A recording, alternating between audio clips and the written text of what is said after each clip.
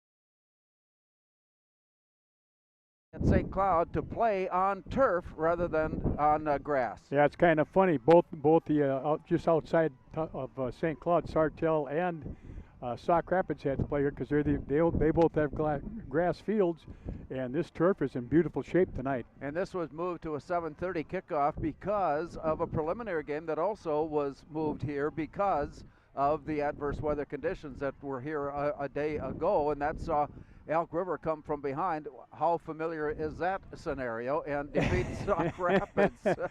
Not quite the same play, but the same ending. Long pass, kid broke 2 tackles, scored the winning touchdown for them. It was just like last year. Elk River did that against Moorhead a year ago in the state quarterfinals. Tonight it was a victory over Sauk Rapids in regular season play. Well, the Spuds bring a 2-0 mark into tonight's game, and they've been playing pretty well to this point. They really have. I tell you what, I was talking with one of the St. Cloud Tech guys, and he said, man, he says, to throw the ball. I said, yeah, but it's a controlled passing attack. It's out of the hand in a hurry. I said, basically, it's just an extension of running, only they're just throwing it, but it's all short passes, and yards after the catch have been huge the first 2 games. More from St. Cloud when we return after this timeout.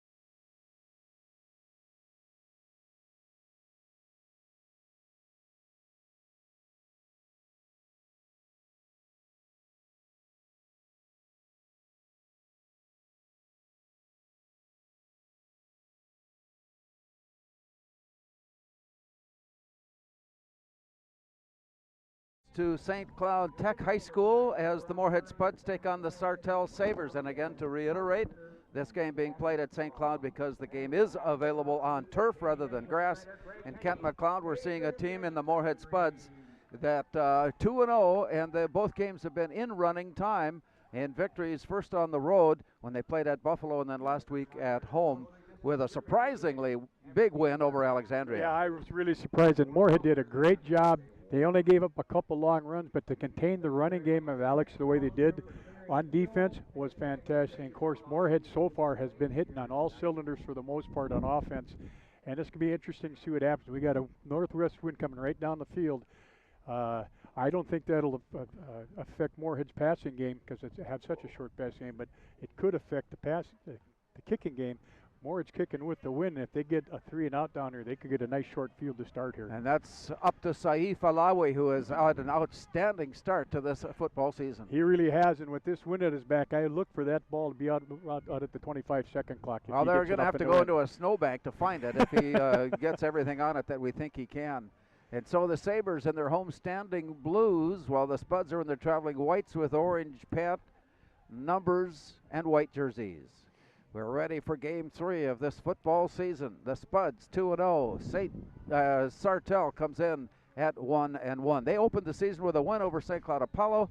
and last week took a loss at the hands of Bemidji, a future opponent of the Moorhead Spuds. Here's Alawi with the approach. We are underway. It's a line drive kick gathered in at the 2, and here's the return out to the 10, lowering his shoulders, and he's down at the 16-yard line. So good room to start with, but the Spud Special Teams, which is a team that often gets overlooked, and with that, they've been playing well as well. Oh, they really have been. I tell you, he's had about, 6 touchbacks already this year. That time he had a line drive down to about 2. Moorhead had great speed coming down, and he only ended up with about a 13-yard return, and that's exactly what it was, because the ball's on the about a 12-yard return.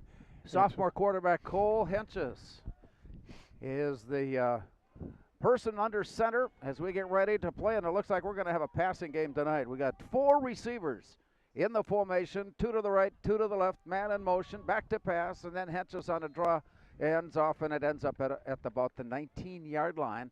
And with that, maybe a yard on the play, and not much more than that. It'll be second down now for the Spuds. Yeah, started right off the bat. They went with a handback trap, motioned out the trips.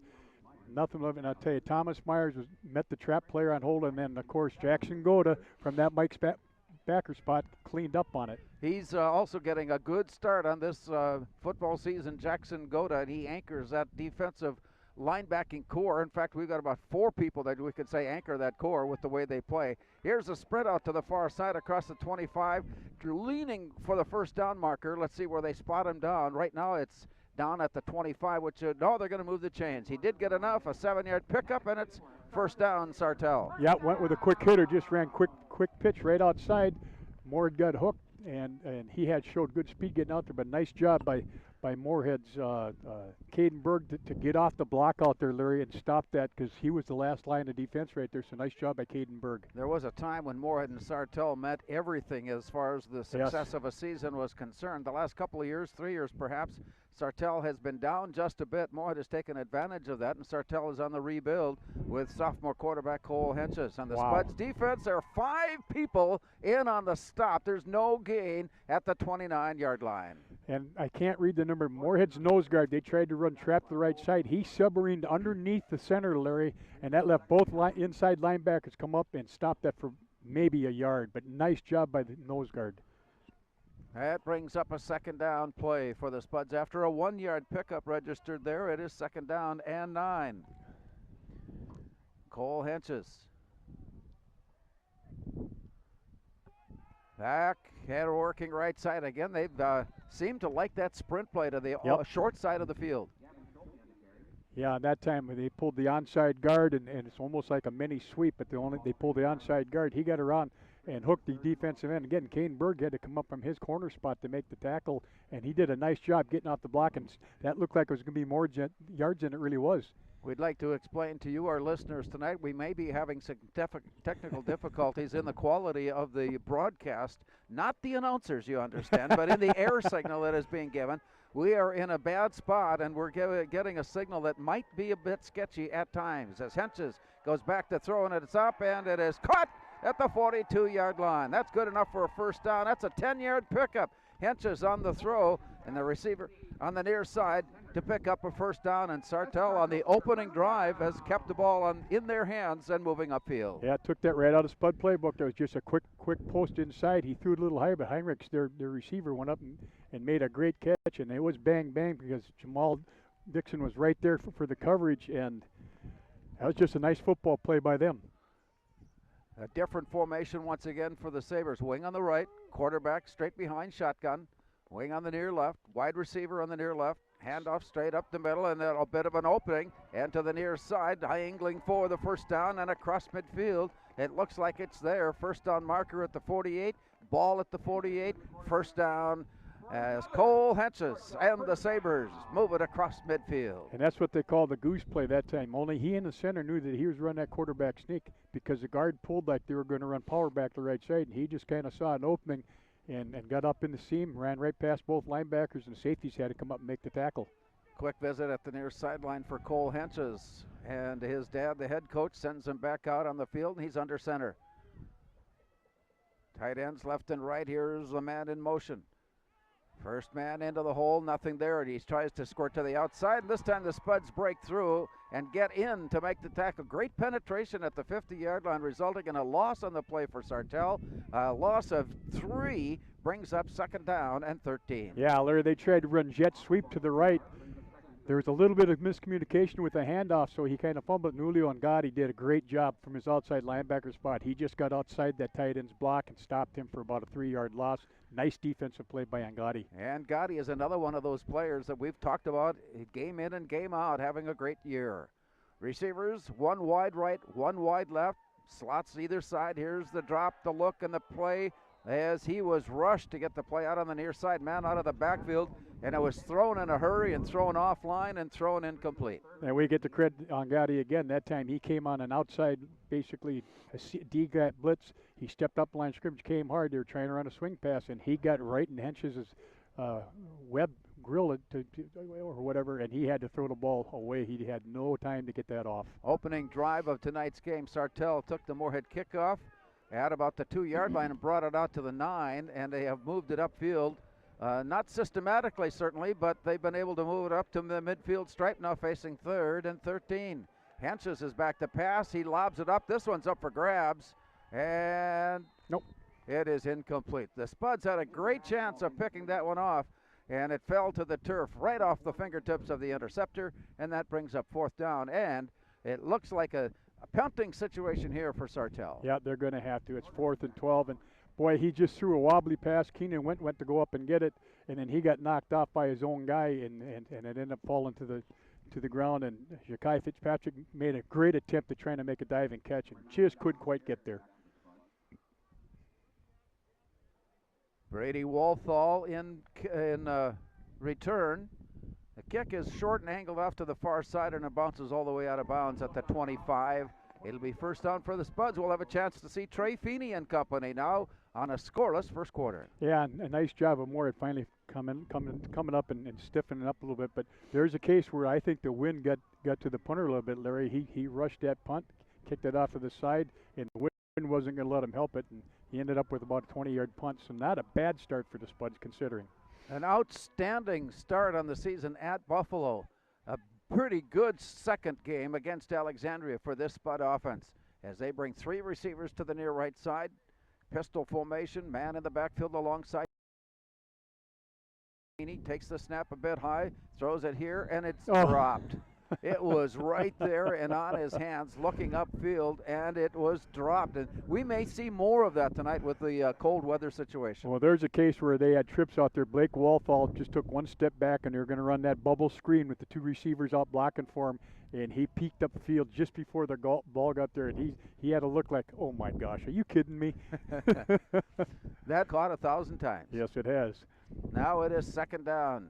Spuds at their own 22-yard line. 2nd and 10 as they bring 2 receivers to the near right, bring a tight end now on the right side.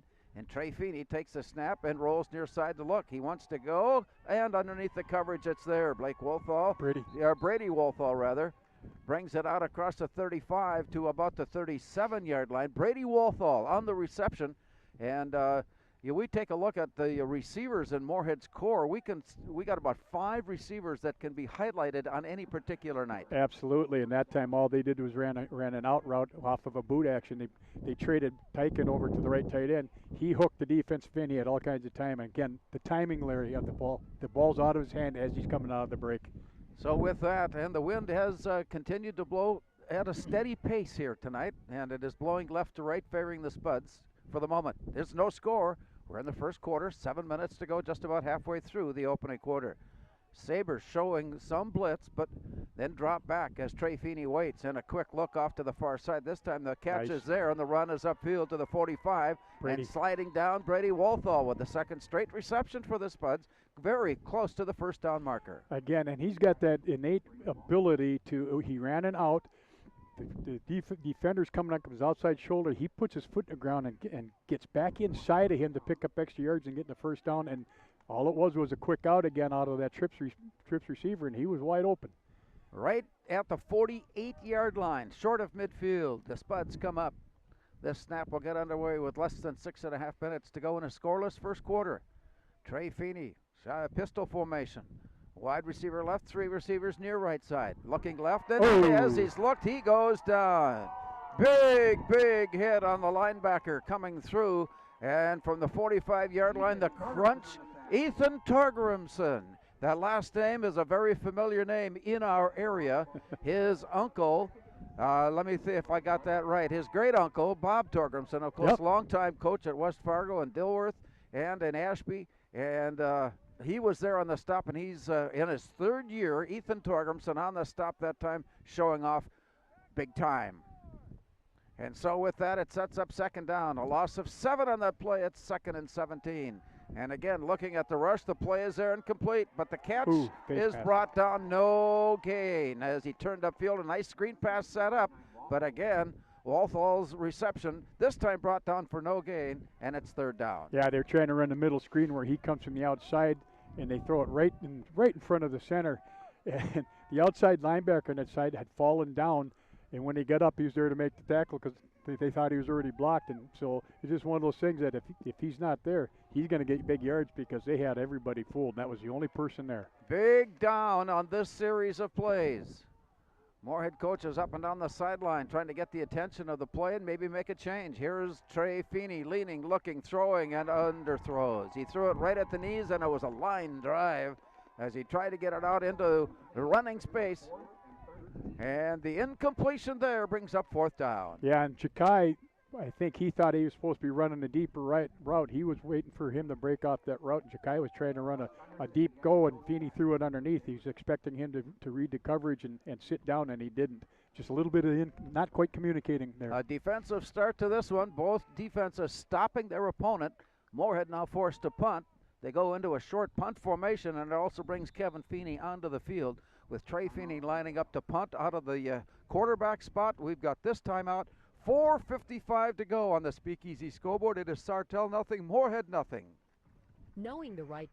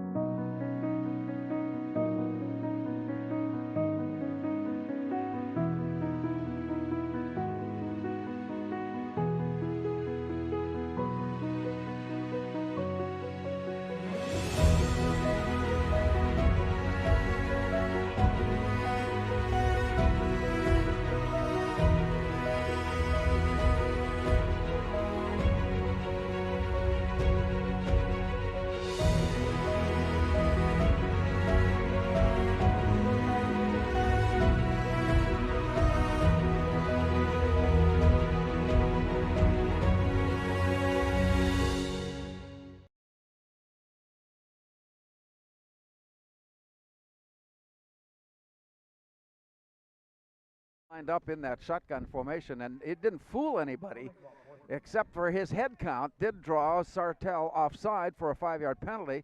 Instead of 4th down and 15, it's now 4th down and 10. And look, they have the ability to quick kick out of that formation. We've seen it, for many years from Kevin Feeney. But here, with the wind at their back, I don't think they're afraid to go for it here. It's 4th and 10, but it's almost at midfield. 4 receivers here. Cam Mack on the near side. Yeah. 1 receiver wide left. Let's see what Trey Feeney has in mind. He's got an open field behind, in front of him, and he's going to throw. Here it's dumped off, and the catch, the run, the 1st down. Brady Walthall 30. Brady Walthall 20. Brady Walthall 10. Brady Walthall touchdown. A 52-yard catch and run, Brady Walthall. Wow, they just ran that. He was a single receiver on the left. He just ran just a short under route, caught it. He got blocks from his brother, and then he got a huge block from Chakai Fitzpatrick, who ended up giving him the corner that he needed, and it was a decleater right in the chops. And for the point after now, 4:44 to go. Saif Alawi lining it up, waiting for the snap. It's put in place. The approach, the kick. He stays good in that department. The point after is there. 4:44 to go on the Speakeasy scoreboard. From St. Cloud, it is Moorhead 7, Sartell nothing. The Red Hen. Sorry about that. Natural talent, physical gifts, training advantages. To become a champion, none of that matters. True champions are the ones who are comfortable working harder, staying later, and finding that competitive edge. They are never satisfied simply doing a good job, because those who transform themselves from local talent into local folklore are the ones who continually perform beyond their limits. Bell Bank, proudly supporting champions everywhere.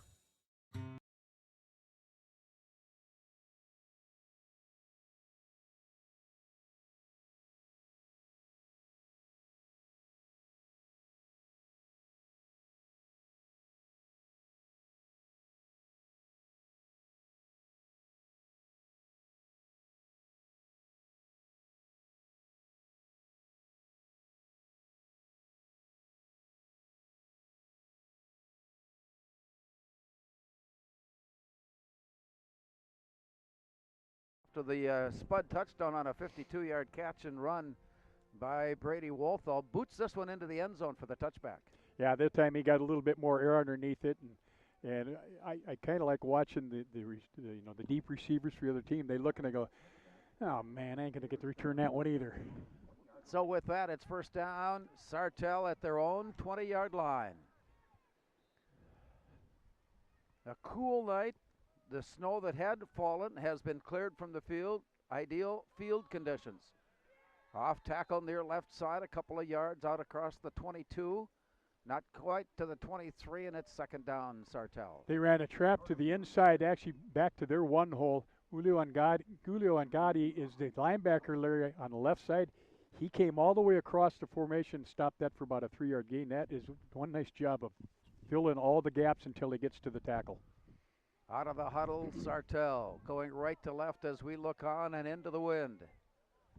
Not a huge factor, the wind, other than it is a cooling factor. And on the run, wow.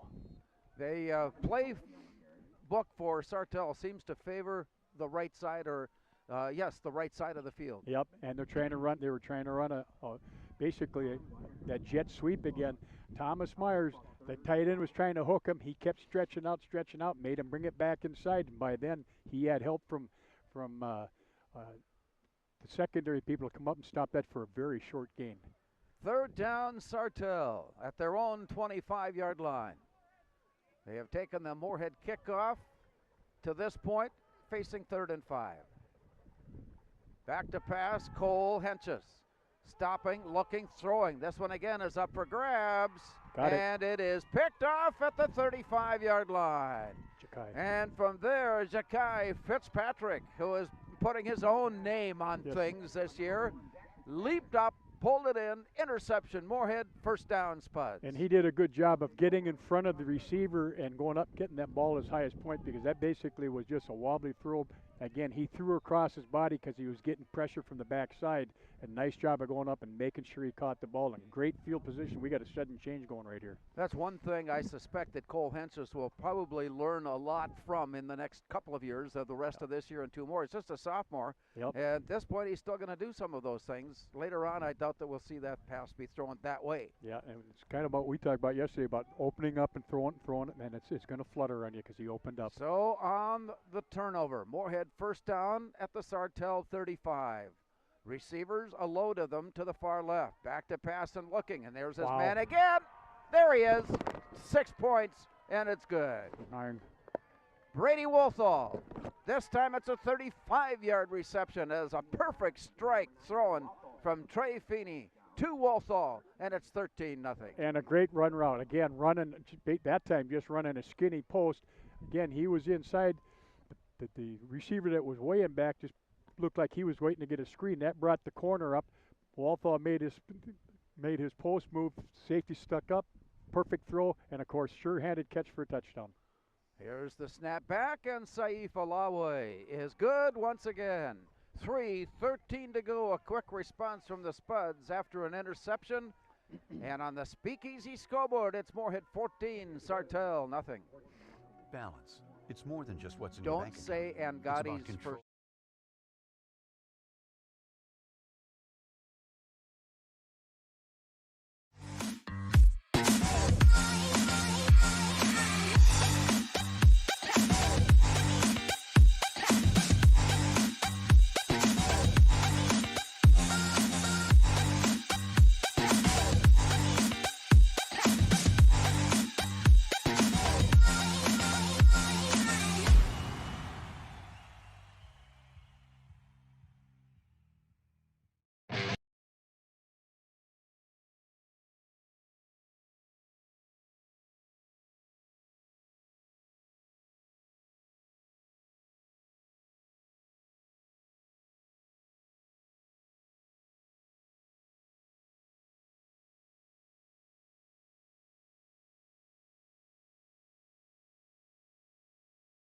Line drives it to the end zone where it'll come out to the 20-yard line.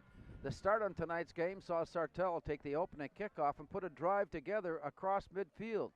And then the Spuds defense came to play and stopped Sartell, only to see the Spuds strike on a 4th down play, 52 yards and the score, and it took a little wind out of the sails of Sartell in spite of the big defensive play from Ethan Torgrimson. And then an interception by Ja'Kai Fitzpatrick, and next play, a touchdown throw again to Brady Wolthall. Spuds lead it here 14-0, 3:13 to go in the first quarter, as the Sartell Sabres run play off the right side inside of tackle to about the 30-yard line. That is the best running play so far, a gain of about 11 yards and a first down. Yeah, ran handback trap. He's actually looked like he's going to sprint out to the left. Slot receiver on that, or slot back on that side, comes back, gets an inside handoff. They pulled the backside tackle, and they funneled it right up the middle, and it's just nice way. They got some movement going that time by the Spuds. Well, just in case any of you are interested in how this has been administered, everybody has either got a mask on or is socially acceptable distanced from the people around them, and this is being played in a cool night in St. Cloud. A break of a tackle and a slip of a tackle, and finally caught, wrapped up, and brought down at the 40-yard line. Not quite enough. That's a 9-yard gain. Looks to be 2nd down and 1. Yeah, that time they ran just regular full-blown sweep back to their left side. Jackson Goda had it sniffed out, had a chance to stop him for about 4-yard loss. We don't see Jackson miss very often, but he tried to tackle him high, and the guy just shook him. And then he broke a couple other tackles to pick up a nice 9-yard gain. Look for another running play here from Sartell on 2nd and short. Wing on the right, wing on the left. Back in shotgun formation, now man in motion. Here's the turn and the handoff right side. First down looks to be gained as the play developed across the 40 and up near the 41-yard line, and that makes it first down, Sabres. Yeah, they again ran a little handback trap again that time. And that time is actually Jack Tyken, who's playing defensive, came down, crushed that all the way down to stop that for a short gain, but they got the yard they needed. Chains move up. Sartell has had one play so far in Moorhead territory before being forced to punt away.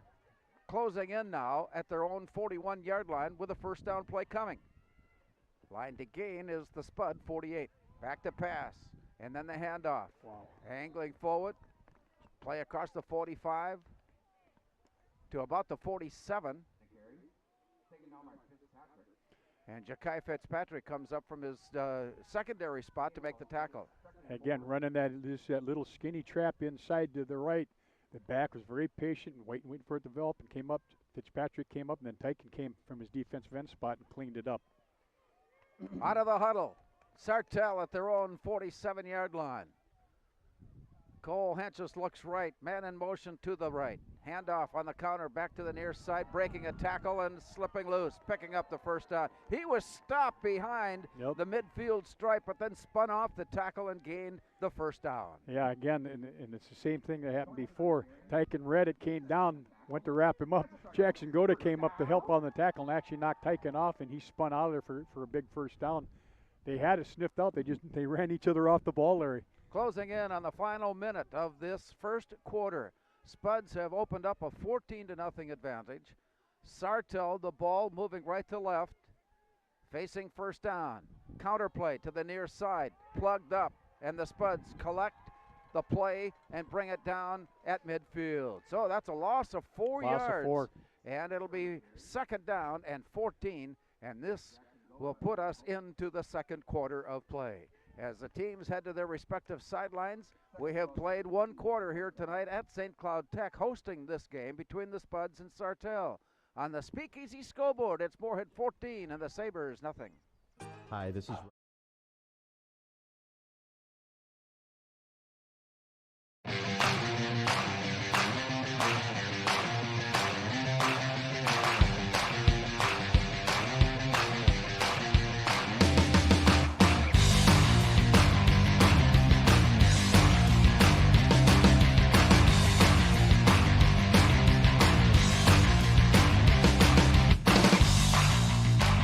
Your home for Boss Snowplows is Bert's Truck Equipment on Highway 75 North in Moorhead.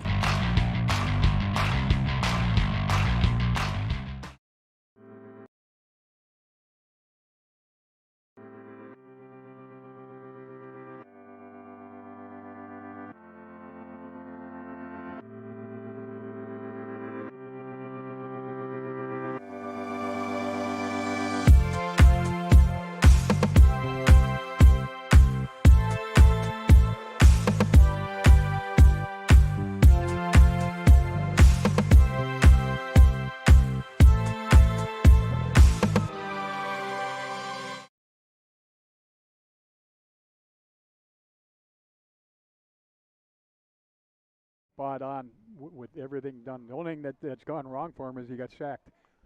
Yeah, one time. Yeah, that's right. Meanwhile, Sartell is trying to generate their own offense here. They've been able to put some drives together, but only to see them come up short as the run game develops and goes virtually nowhere.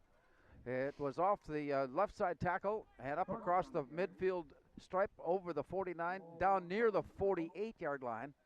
So on that play, it's now 3rd down for Sartell and still 13 yards needed. Yeah, they're trying to run that handback trap again to Moorhead's left side, and Tyken he done it again. He just comes straight down line of scrimmage, meets him at right there, knocks off the pulling guard, and then Goda's in there to clean up. And that's just nice defense by those two guys. Line to gain the 36-yard line of Moorhead. Sartell, 3rd down at their own 48. Back to pass. Cole Henches. Ball is loose. Scrambled for it. Where does it go? They got it back. Waiting to see. The energy on the field indicates that it stays with Sartell. Let's see. And now Moorhead is up and waving. They come out of the pile with their 2nd turnover. First an interception and now a fumble recovery. 1st down Moorhead at the Sartell 45-yard line. And Larry, we got to go. Jack Tyken again. He came off the edge from his left defensive end spot. Did a nice job of beating that tackle, and as he came up to throw, knocked the ball out of his hands. Looked like the quarterback had gotten it back, but it must have squirted back through, and I didn't see who recovered it, though. They've spotted it at the 46. Now the Spuds taking over in Sartell territory. Trey Feeney, let's see where he goes on this play. Back and looking, quick toss under the coverage, and he likes Ja'Kai Fitzpatrick, and it's across the 40. Angles for another yard, very close to the 1st down marker. Let's see where they spot it down. And from here, it's very, very close. It's at the 38-yard line. Not quite enough. Yep. They still need a yard. So 2nd down and about a yard. That time he was the inside of the Trips receivers, and all he did is ran a quick crossing route across the middle. Trey hit him right in between the linebackers, and then Fitzpatrick dropped. He broke a couple tackles, pick up extra yards. Just underway, 2nd quarter. Spuds taking over on a fumble recovery in Sartell territory. 2nd down and a long 2. Rocking and looking. Here's the throw. Quick toss, and the catch is made. And the ball is loose, but the Spuds recover, and a forward fumble by the Spuds. They're catching a couple of breaks tonight, no doubt about it. As the catch was made, the run began, only to see the ball squirt loose, and the 2nd Spud receiver in the formation was there to cover up and move the chains. Yeah, Jan Forth is going to have to buy a soda pop for Fitzpatrick because he recovered the fumble for him. Wide receivers, 3 to the far right side, a single receiver near side, man in the slot. Catching off guard, yes, or offside rather. The defensive end on the near side, linebacker on the near side, was a bit anxious to get in on the play. Yep, and again, we can't tell it with our headsets on, but he gives a hard count. And you know, the defensive linemen are, watch the ball, watch the hand in front of you. But sometimes when you get that hard count, it just gets the old adrenaline flowing. He wasn't able to hold his water that time, and they jumped offside, so it's 1st and 5 for the Spuds now. And so with that, the Spuds again, that same formation, 3 to the right. 1 near left side, man in the slot. Trey Feeney waits. Here's the turn and the look. Wow. Head goes to the end zone. Blake. Guess what? It's Brady Wolthall. Blake Wolthall, rather. Yep. Blake Wolthall is there, and he's wide open. He was wide open in the near corner for 6. And that time, pretty neat to watch. He looked like he was just going to run a quick little in. He just kind of stutter stepped, got the fake from Trey, and then Trey threw just right on the button for him, and the poor corner, he didn't know if he's foot or horseback, and he beat him by about 10 yards that time. Again, a good pitch and catch. Saif Alawi on for the point after, his 3rd try on the night. He has been busy here in the first half with his point afters and the kickoffs. As he steps off to the side and waits, the snap is back, the kick is up, and the kick is good. With 9:54 to go in the first half, on the Speakeasy scoreboard, it's Moorhead 21, Sartell nothing.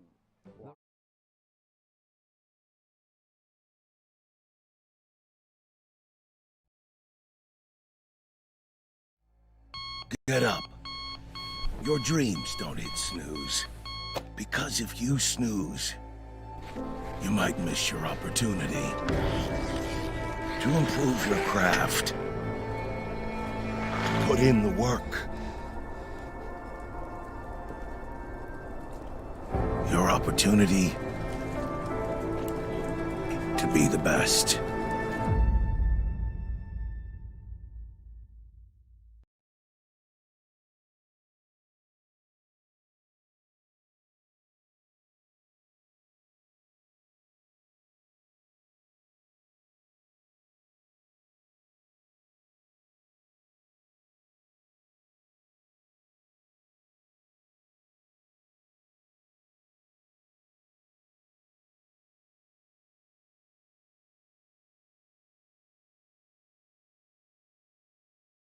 To the 5-yard line, and the Spuds are there right at the 20, and nothing more than that, and it's first down, Sartell.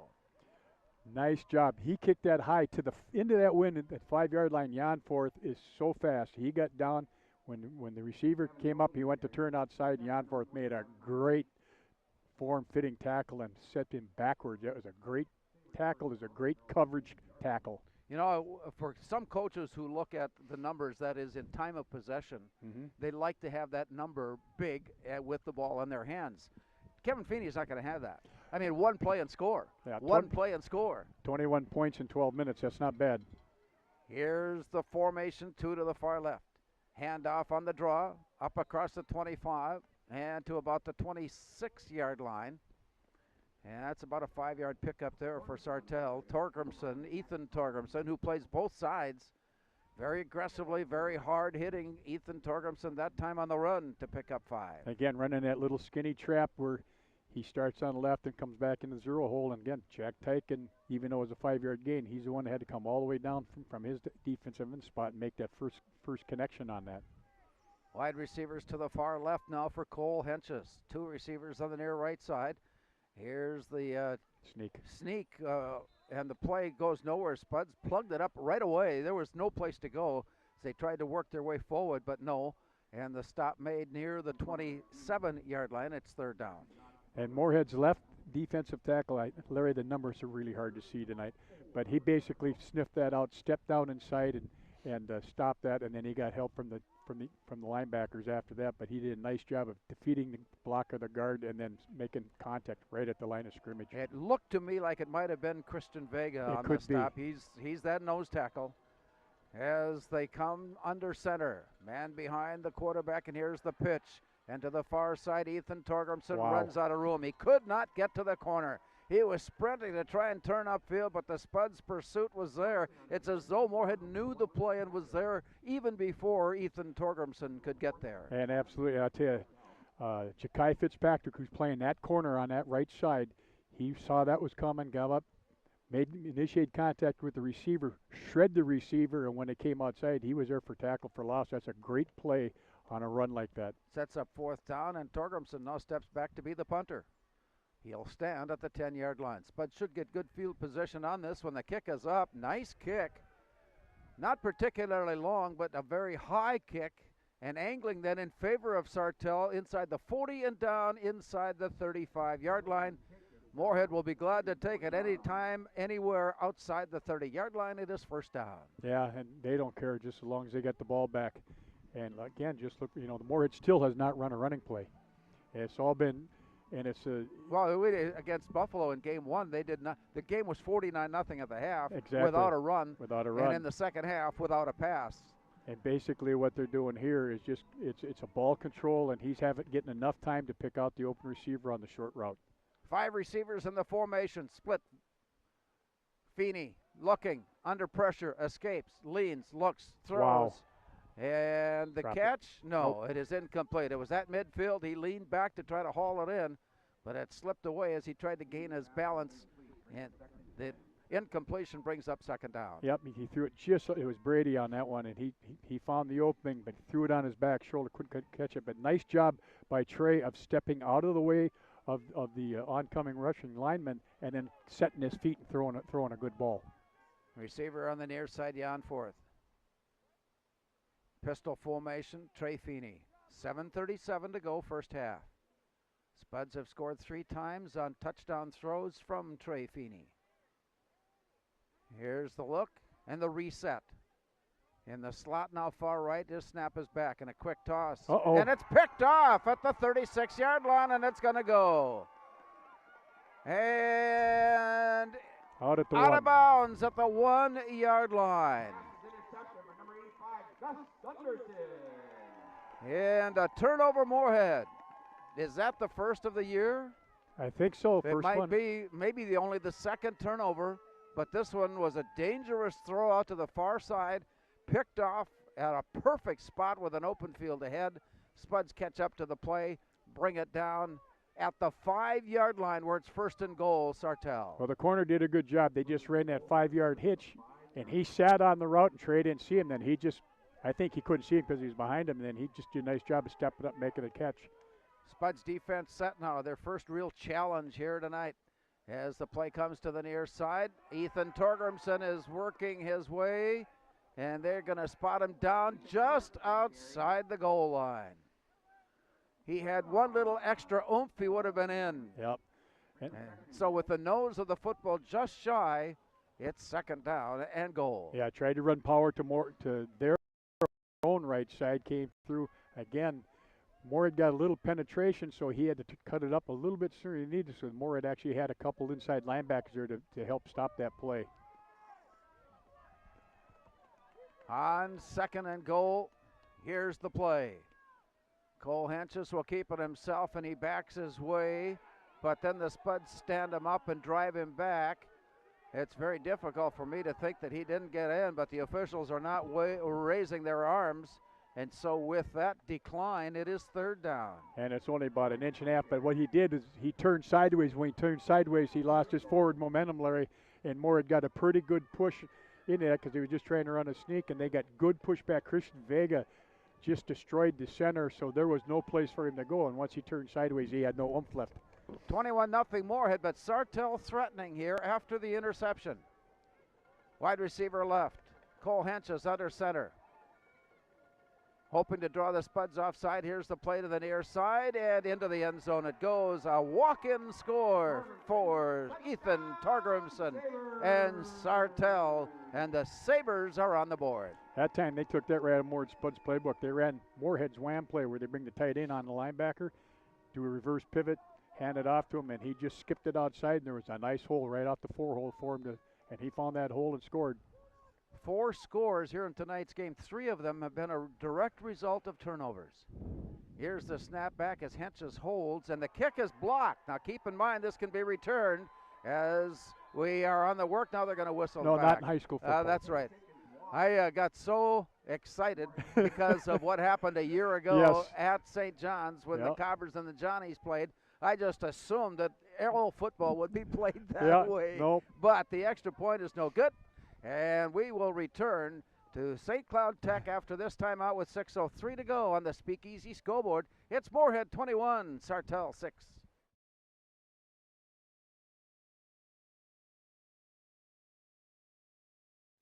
Revive Professional Massage Therapy Clinic. Locally owned and operated. Open 7 days a week, day, evening, and same-day appointments available. Couples massages also available. 20 highly trained professional licensed massage therapists on staff. Now with 2 locations, South Fargo and Detroit Lakes.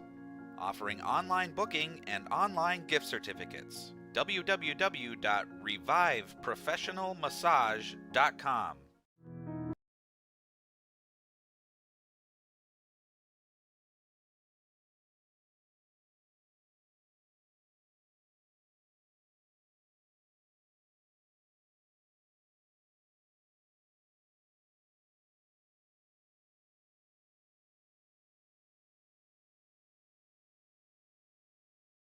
Till kickoff comes with 6:03 to go here in the first half. Moorhead has built up a 21-6 lead. Will get the ball after a turnover and interception, first of the season by Feeney.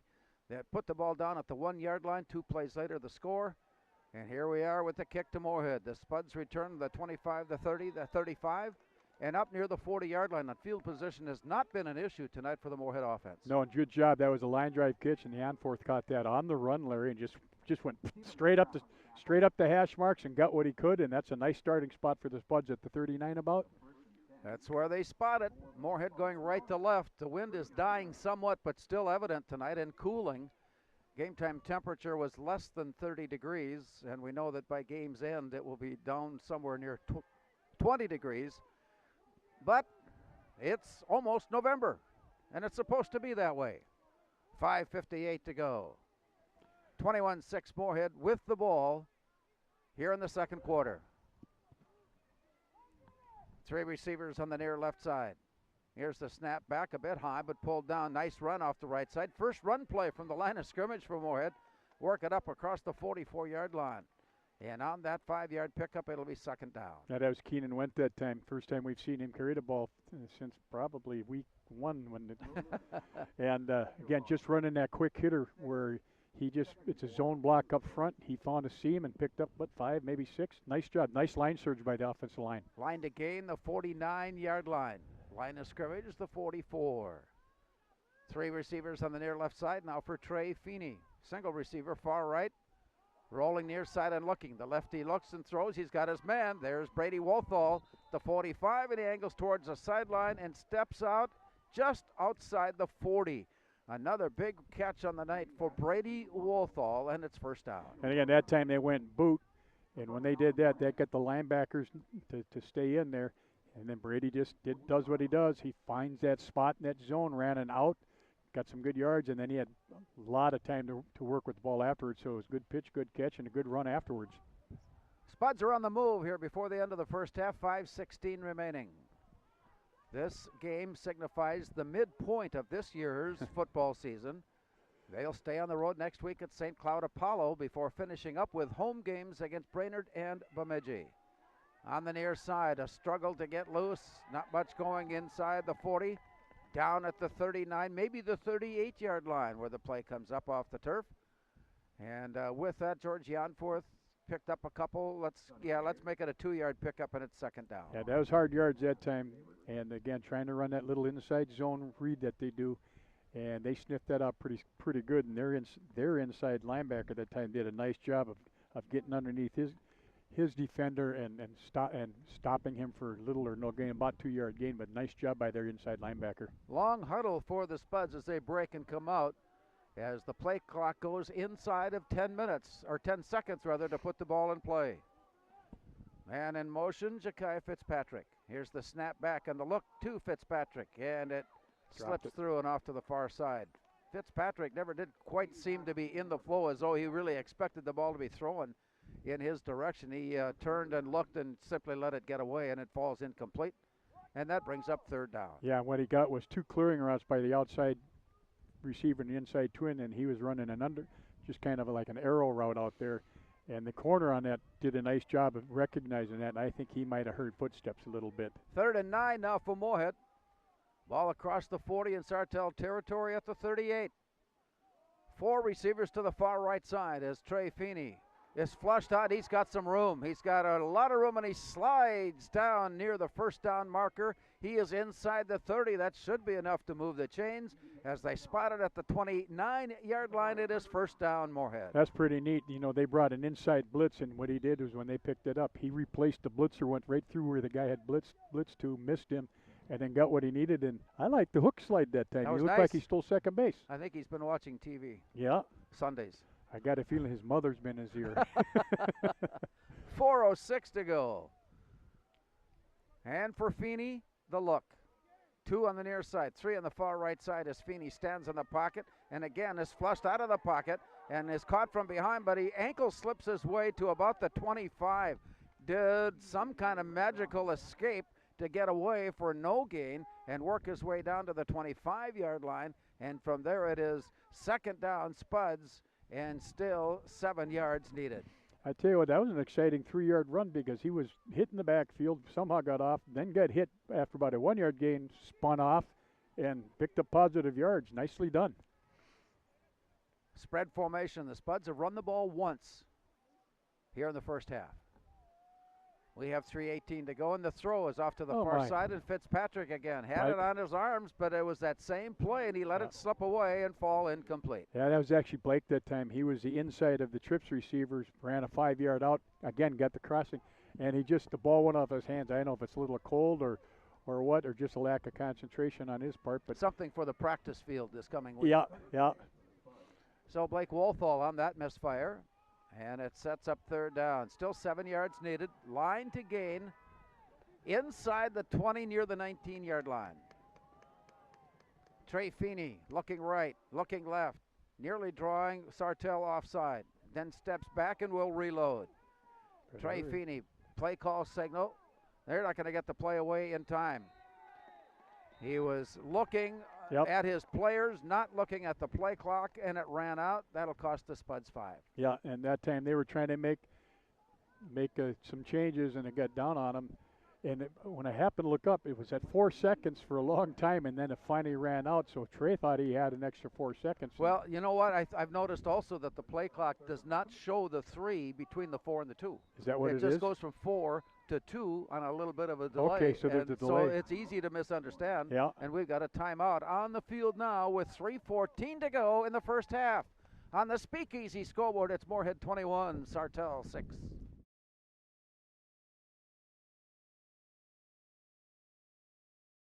Natural talent, physical gifts, training advantages. To become a champion, none of that matters. True champions are the ones who are comfortable working harder, staying later, and finding that competitive edge. They are never satisfied simply doing a good job, because those who transform themselves from local talent into local folklore are the ones who continually perform beyond their limits. Bell Bank, proudly supporting champions everywhere.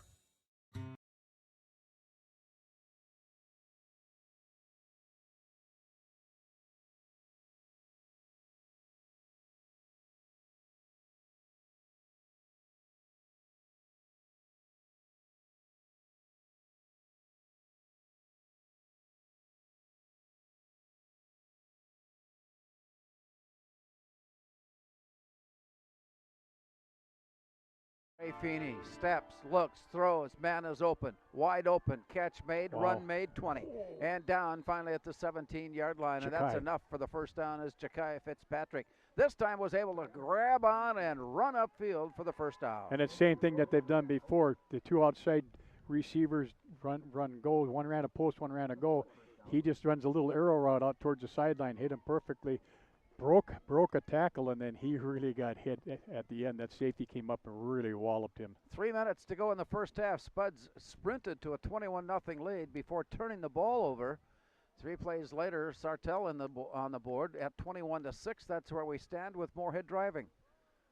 With a spread formation, here's Trey Feeney just standing alone. He's got a flag down behind him now. This play will come back as he heads off to the far side. He was standing he's so calm and cool in the pocket. And as he took off, the Spuds were caught holding, and that will cost the run and some yardage. Yeah, and that happened right in front of the judge there. And I saw it too, and he was holding. But again, great presence. Saw that nothing's open, sees a little opening, goes and gets some. It's too bad because he had a first down on that, but it's going to come back the other way. 2:43 now showing as it comes back to the 34-yard line. And so it'll be first down and 24. Long ways to go, but we've seen a 52-yard reception, and we have seen another long reception greater than that. So that really is just a matter of numbers. And plus that was a spot fall, so it becomes a 14-yard penalty is what it becomes instead of a 10. 4 receivers now on the near side for Trey Feeney as he waits. In the pocket looking. And leans and throws. He's got his man open on the near side, and Janforth is caught, wrapped up. He struggles forward and goes down. I don't know that he got back to the line of scrimmage on that little bubble screen. Nope. And you got to know that Ethan Torgerson is going to be near the play, and he was. He was right there and made it stop, made it go down, and it's second down. And that time, Janforth is he's almost like an emergency throw to. The trips guys all run their stuff. They're sitting back in a 4-deep zone right now. Had no place to throw it to, so he's just an emergency guy. Throw it to him, get what you can. But they did a nice job of rallying forward and getting off blocks to make sure that they stopped that for little or no gain. Moorhead taking some time getting a play in from the far side, but with plenty now. We're inside of the 10-second mark as Trey Feeney has his players sprint to their positions. 3 seconds, there's 2, and they just did get it in time. No, they did not get it in time. Coach called a timeout. And the call made was late signaled, But Kevin Feeney saw that the time was running out, and rather than avoid another 5-yard penalty, decided here to take the time out and bring a play out onto the field. Now, we've seen some pretty good results from Kevin Feeney's trip to the huddle after tenuous timeouts. Yeah, once he gets done chewing them up for not being able to get lined up, they say, okay, here's what we're going to do. And I think he just kind of does that. He's got a basketball board out there and says, you go here, and you go here, and then Trey, just find the guy that's open. Yeah, just throw the ball. Just throw the ball, find somebody that's open. Line's giving you a lot of protection. Spuds will be back on the road next week when they travel to St. Cloud Apollo, taking on the Eagles. The Eagles, game 1 victim of Sartell. And the Spuds will be taking on the Eagles at 7 o'clock next Friday from St. Cloud Apollo. And then 2 games left on the schedule after that. This is the midway point of the season. They will finish with Brainerd and then Bemidji. And then a possible 3-game playoff situation, although if with just 6 teams in the section, it would be a 2-game probably possibility if Moorhead is seeded number 1 or number 2. 5 receivers for Trey Feeney. The lift of the leg is a signal. It is second down, and another flag comes down. All of a sudden, this game has turned into a flag throwing contest. Yep. And I think they're calling encroachment. The way he's looking. The initial indication. Nope. Oh, we got false start. False start was the call against, or Sartell indicated that right away. And it almost seemed like they were doing it defensively, but they knew what they were doing. And so that 5-yard penalty, all of a sudden the Spuds facing second down and about 23. At least.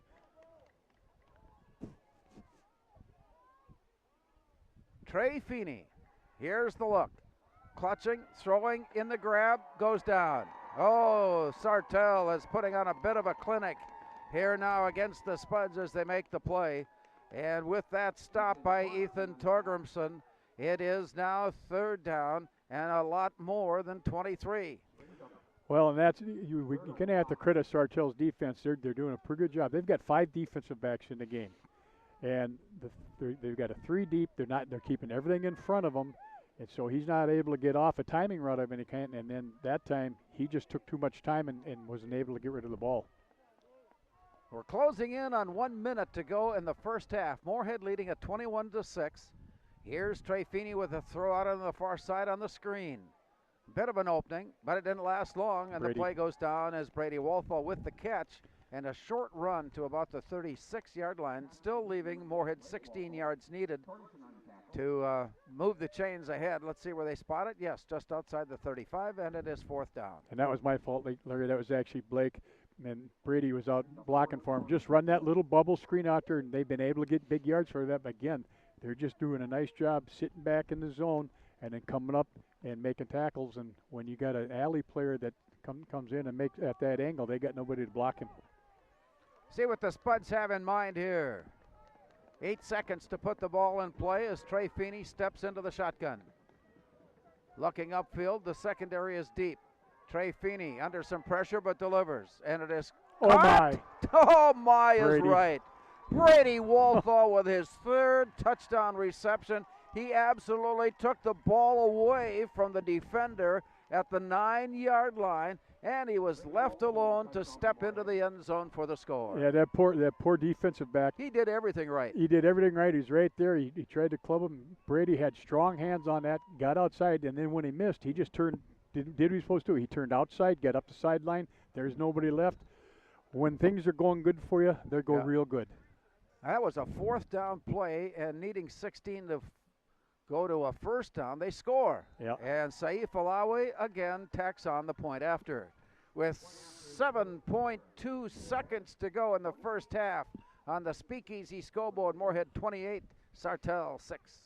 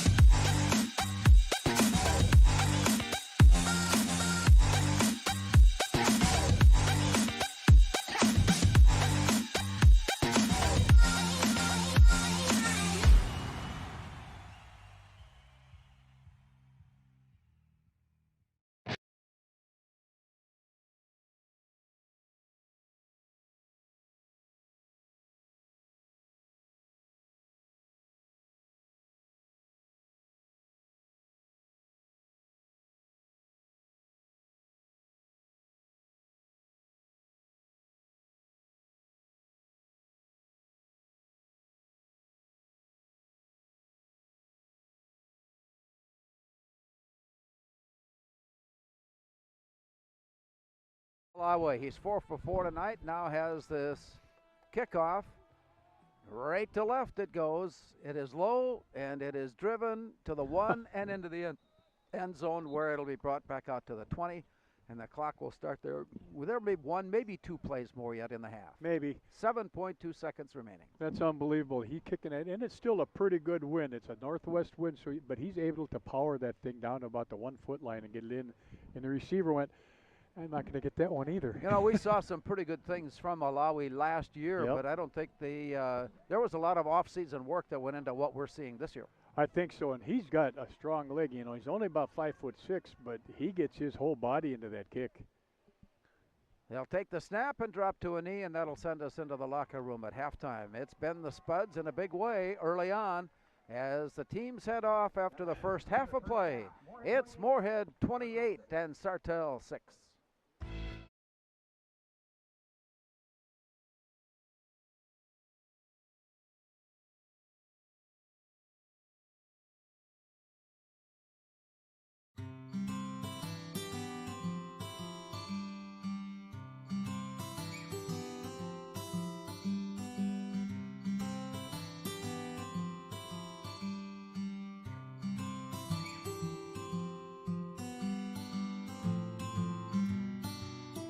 Well, it was just an idea popped in my head when I was jogging with my mom, and then it just all pieced together after we thought of that.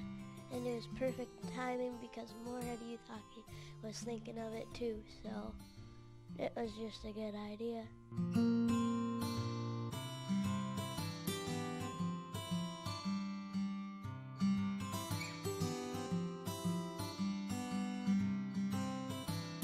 Donated to Moorhead Youth Hockey because my great-grandpa donated to Moorhead Hockey, and I think it'd just be really nice for all the money that we raised.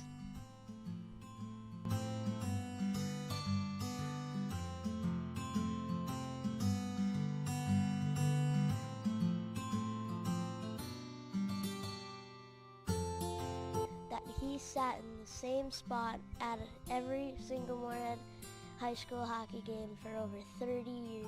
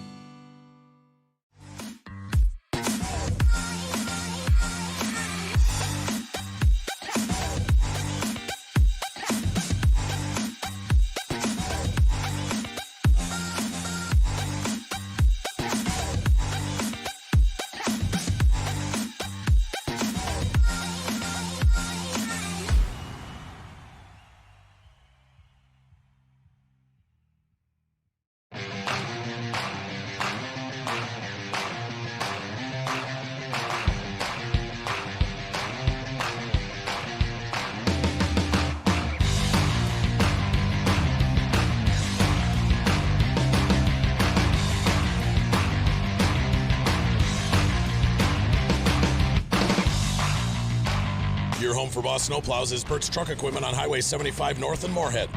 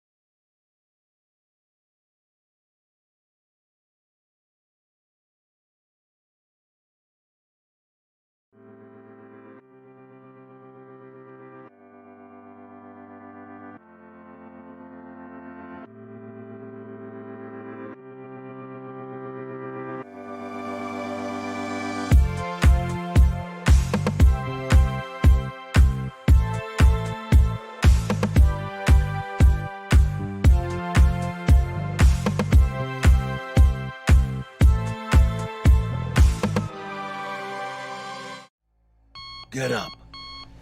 Your dreams don't hit snooze. Because if you snooze, you might miss your opportunity to improve your craft. To put in the work. Your opportunity to be the best.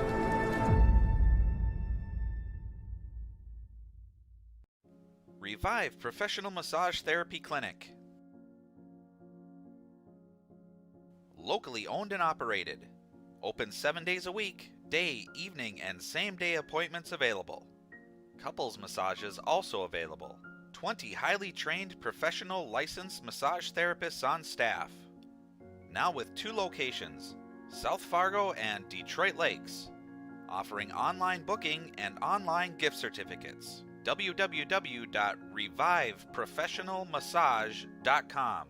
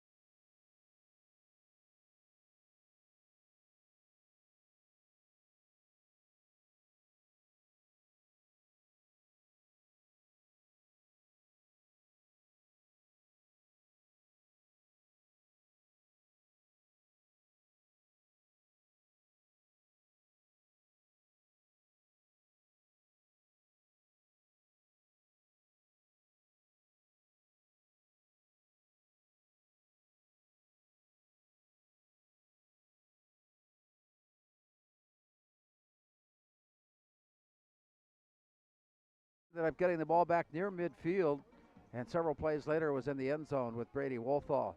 And on the next possession by Sartell, a turnover. And Moorhead used one play to score, and it was quickly 14-0. And another turnover on an interception in good field position. One play later, Moorhead led 21-0. Then Sartell got into the turnover act as they picked off a pass along the far side, scrambled down to about the 1 yard line, and then 3 plays later in the end zone. And Moorhead then scored the last, and at the half, Moorhead leads Sartell 28-6 as the Sabres make their entry onto the field here. Want to remind you that at the conclusion of tonight's game, we will announce a player of the game brought to you by Bruce Johnson at Remax Realty One. And it's a highlight of our evening to kind of pay attention, make note of some things. And the way the Spuds offense has been, it has been very easy to pick an offensive player for that player. Ja'Kai Fitzpatrick has been named already. Blake Wolfall rather was named in game 1.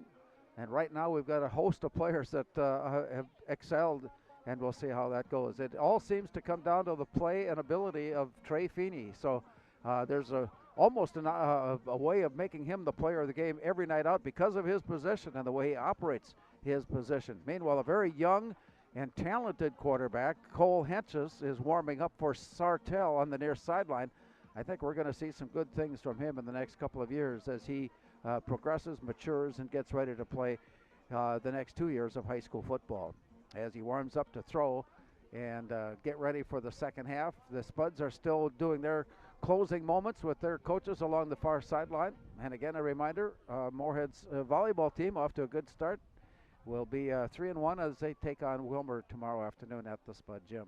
And the Moorhead soccer team, boys soccer team, will be at Maple Grove. They play for the section championship, and that'll be the final game of the season. Because of the COVID, the Minnesota State High School League has formulated a plan that will not allow for a lot of get-together at big venues.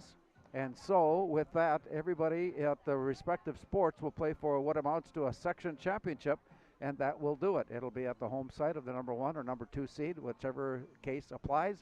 And for this, it is boys soccer at Maple Grove. The Spuds tomorrow afternoon will take on the Crimson in that one for the section championship. Very successful Moorhead boys and girls soccer teams having a great year. Moorhead's girls got upset in their opening game of the playoffs against Brainerd, and that's always a great matchup regardless of the sports, Moorhead and Brainerd.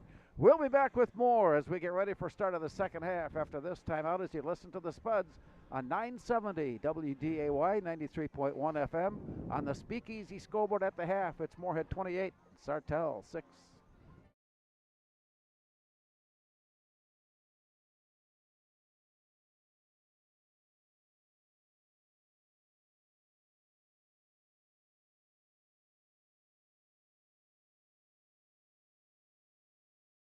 Natural talent, physical gifts, training advantages. To become a champion, none of that matters. True champions are the ones who are comfortable working harder, staying later, and finding that competitive edge. They are never satisfied simply doing a good job, because those who transform themselves from local talent into local folklore are the ones who continually perform beyond their limits. Bell Bank, proudly supporting champions everywhere.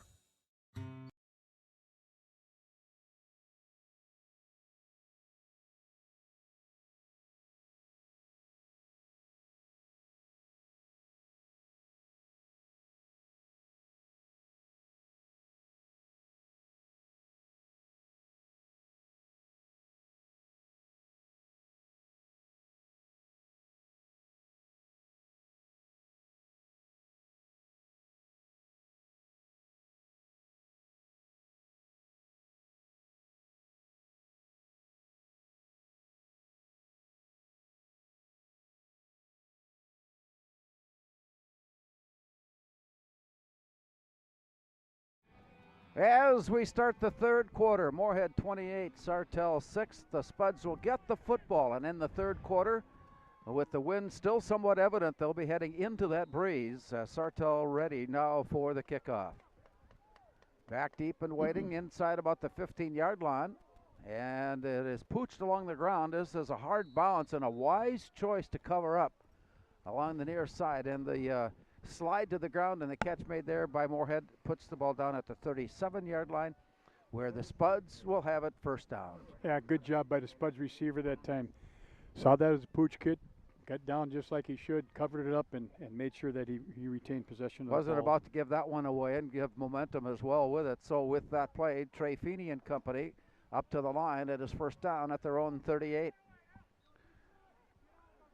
Setting up, tight end on the far right side, two receivers on the far right side.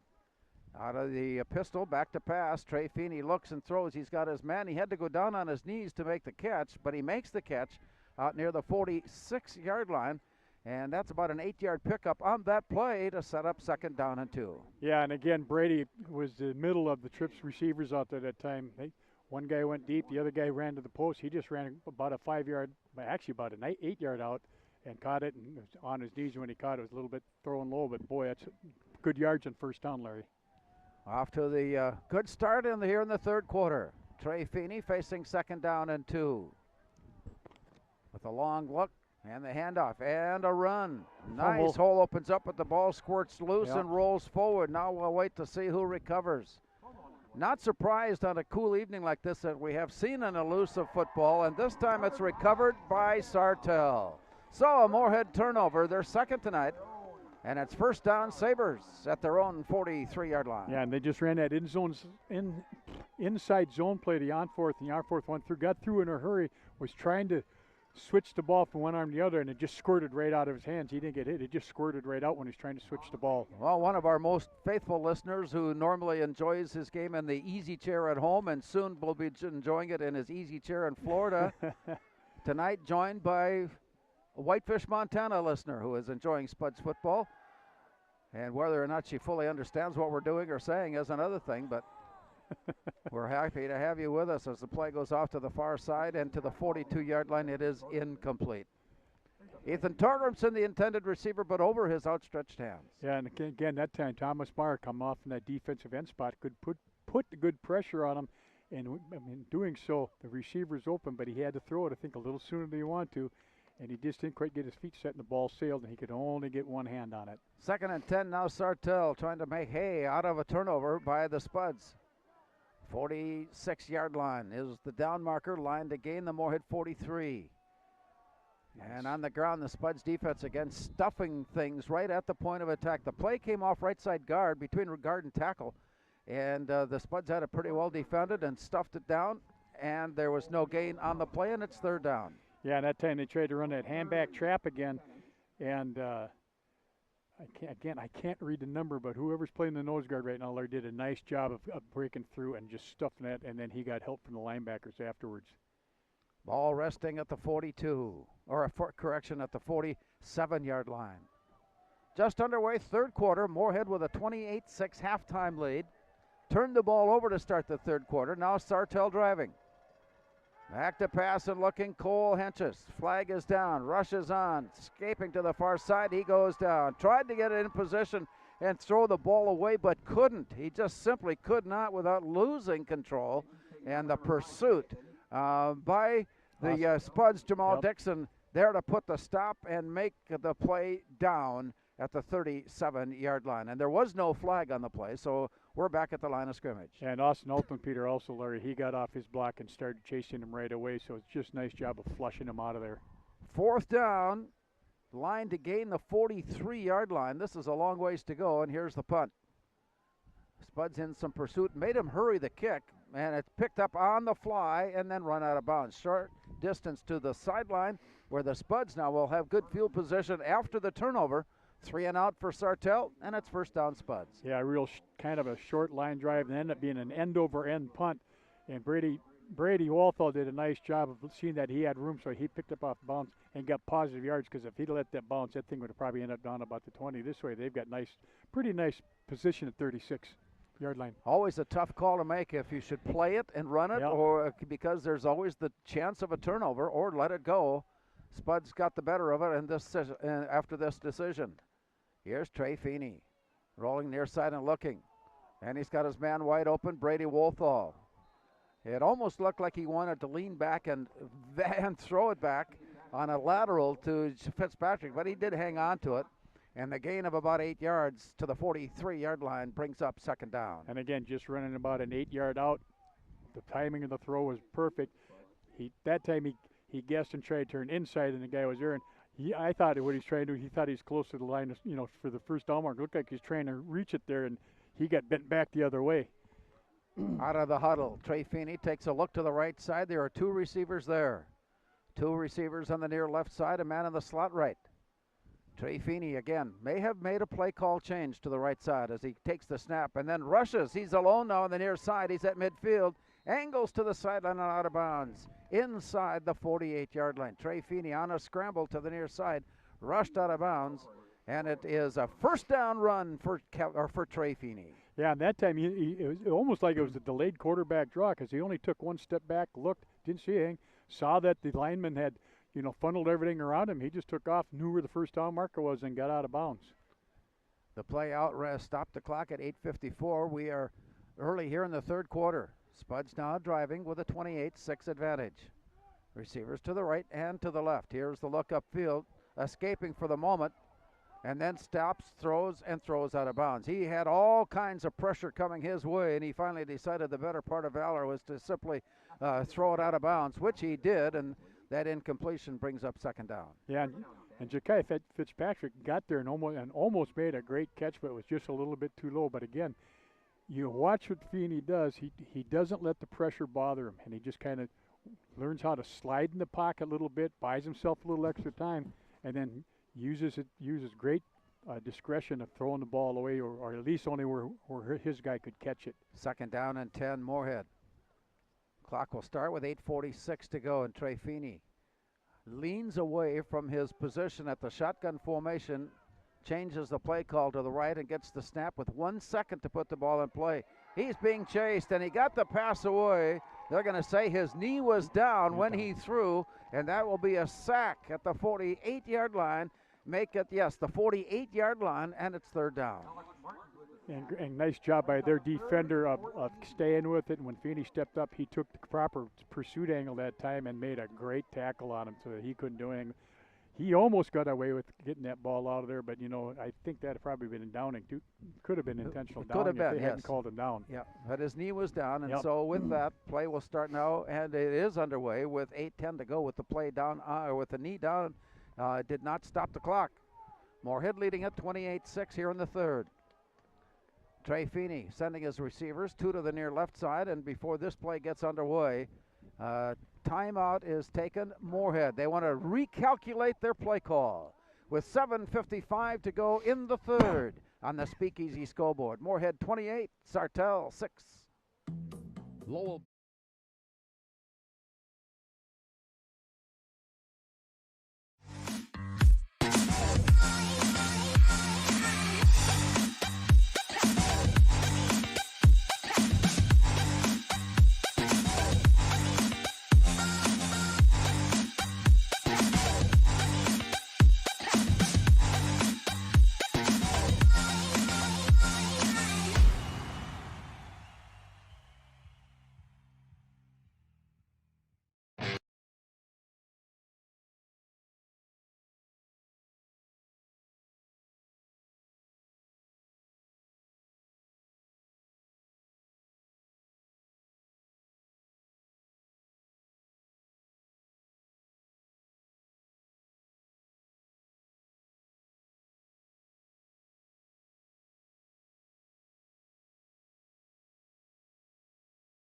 Field for Kevin Feeney before the team comes out to start this play. 3 receivers on the far right side as Trey Feeney steps, looks, throws, and it is nearly picked off. He threw it right into the mouth of the Tiger on the far side, and it is down at the 38, incomplete on the interception try, incomplete on the reception try. Flag is down. Yep, and that time there's a case where when Walthall came out of his break, he threw it on the wrong side of him, and I think poor D-back didn't expect to see the ball like that, but I have no idea where that flag is. I'm not sure what that's going to be. Oh, they're still in discussion on what this is about. And once again, a reminder, when you follow Spuds football, be on the road next week against St. Cloud Tech, and then, or against St. Cloud Apollo, rather, with the Eagles, and then we'll finish the regular season the following 2 weeks with games against Brainerd and Bemidji before entering playoffs. And they called ineligible receiver downfield, and what they're calling is that if you watch the officials, Larry, when they got 3 receivers out there, if one's is pointing this way, one's pointing this way, it means that you got somebody illegally lined up. So somebody was covered, was across the line of scrimmage, and that's how they're calling that. So it'll cost the Spuds. Nothing. And bring up 4th down. Yeah, they declined it, and they'll go for 4th Penalty down. declined. See, oh yes, 4th down and 14. And they're not lining up in punt formation. Doesn't mean they won't punt. Trey Feeney is a backup punter. And now he steps back a little farther before waiting for the snap and will quick kick it. Wow. And he's got a good kick on it. And he gets a great bounce inside the 10 and a roll down at the 8-yard line. He deadened that ball like you would expect you could do out of a 9-iron shot to the green. And it stayed right there, and it's 1st down, Sartell. And, you know, that's one of the cases where all he's doing is taking a real short leg kick, and he got some good height on it. It didn't travel very far, but then when it hit, it did. It kind of took that right turn, and we wish we could hit a 9-iron like that. 7.5 minutes to go here, 3rd. Moorhead leading at 28-6. We've had no scoring here in the 3rd quarter as Sartell begins this drive at their own 9-yard line. A quick conversation with captains before stepping back into their position. The referee signals that ball is ready. Wide receiver left side for Cole Henches. Wings left and right. Here's the play to the near side on the run, and the Spuds force the play back inside. Caden Berg on the near side was in position to keep the play from getting to the edge. Turned it back inside where he had a lot of help. And a short gain of 1 brings up 2nd and 9. And great job by Jake Thielke again, Larry. They run that toss play. He's the defensive end out that way, and he kept outside shoulder free, forced it upfield. He had to bowl it back. Caden Berg came up, forced it back inside, and then they tackled him for about, 2-yard gain maybe? That was it, and it's 2nd down. Under center, Henches turns, hands off, left side. Spuds defense there. Wow. And they force the play continuing along the line and may have actually lost a yard. Spuds say they have taken the ball away and have the fumble recovery. And the officials are going to talk about it. And it is football. And it is Moorhead football. In the tackle, they reached in, grabbed it away, knocked it loose, and recovered. It's 1st down. Spuds deep in Sartell territory with this short drive starting at the 11-yard line. And again, Thielke, they tried to run that outside sweep again. Thielke kept his outside shoulder again open, and Gotti came over and stripped the ball away and got the ball besides. They've spotted him at the 12, so Moorhead with a 28-6 advantage, looking for some score here in the 3rd quarter. Receiver to the right, 2 to the near left. Wing back on the left, alongside. Now a tight end switch. Feeney, hands off, up the middle. All alone, Janforth for the score. He stepped away at the line of scrimmage. He stepped away at the 5-yard line, and he high-stepped his way in. A 12-yard touchdown run for George Janforth. And a great job of blocking up front, and also they had their, I think it was, I can't read the number, but they ran that wham play that they haven't run for a while, and he got on the linebacker, and then Janforth just read that and exploded it in the end zone. 34-6, and here is Saif Alawi. Oops. We've got movement. This will cost the Spuds 5 yards. That left side of someone on the left side of the line made a little movement on the play, and that'll be 5-yard penalty for false start. Yeah, he saw that there was a little movement by the defense, and he started to go down to protect his inside quadrant, and he just can't do that because there's only movement. They didn't come across the line of scrimmage. So the kick now from the 15-yard line, which amounts to a 25-yard point after try. It's on its way up. Looks good from here. Yep. And it is another point after score for Saif Alawi on the Spuds. With 6:45 to go on the Speakeasy scoreboard, Moorhead 35 and Sartell 6.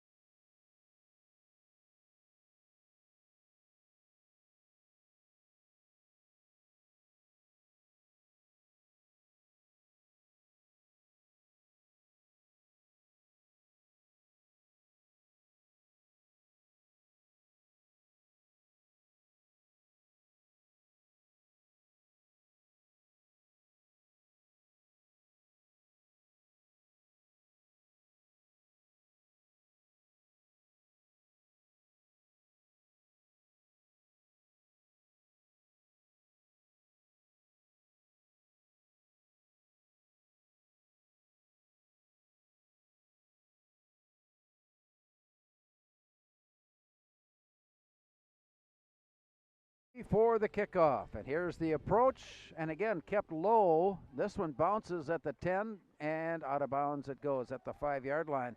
That's an unusual kick from Alawi in that it did not have any height on it, and it was angled off to the near sideline. It appeared as though there was no intention of going for the end zone, but it's first down now for Sartell. I think what happened, Larry, is just overkicked it, and he's trying to overpower it. And when sometimes when he does that, we saw that last week too, where he ends up kicking it kind of funny, and it basically, it's like my hook in golf. It just goes out of bounds. 35-yard line on the kick out of bounds, and it's first down Sartell. So the Spuds have utilized explosive offense, and in about 3 of their 5 touchdowns, it has been a direct result of turnovers. Yep, and then again, they've got 3 sudden change touchdowns tonight. Sartell back up to the line quickly. They work off the near right hash mark and go left to right. In motion. Back to throw. Henches just did get it away in time, and he knew the pressure was coming. He was forced to throw it early, and as a result, underthrew the play. And wide of his intended receiver to the turf, incomplete, and it's second down. Yeah, he had Hawk and Peterson chasing him. He had Thomas Myers chasing him, and this just could be a tough one for him to try to complete because he had to try to throw it left. He couldn't get his feet around.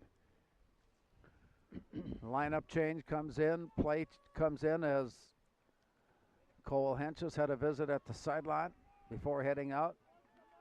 Facing now 2nd and 10. Sartell at their own 35-yard line and looking upfield. Trailing now 35-6, and the run goes nowhere. The Spuds defense just hasn't been fooled very often tonight on the run plays of Sartell. Yeah, and again, tried to run that hand-back track again. And Christian Vega, he's done this about 3 times tonight now. He's playing that basically on the nose guard, but he's awfully offset. But as soon as he saw that guard leave, he came in, he blew it up. There was no place for the running back to go, and then the linebackers, Angadi and Jackson Goder right there to clean it up. He just blew that play up. Brings up 3rd down now for Sartell. Closing in on the 6-minute mark here in the 3rd. For Cole Henches, he steps in the pocket. He's under some pressure, sidesteps his way to get away, and he's still being chased, and the Spuds catch up to the play.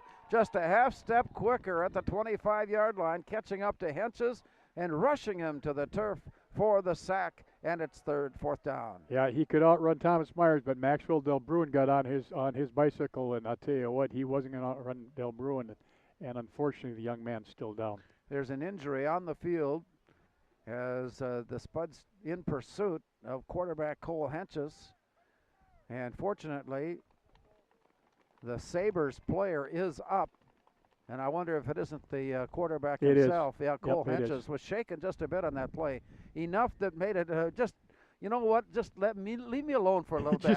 just let me get the number of the bus that just ran me over, then I'll be fine. And then I'll be fine. And so as he walks his way to the near sideline, he is recovering on every step of the play, and it brings up 4th down now for Sartell.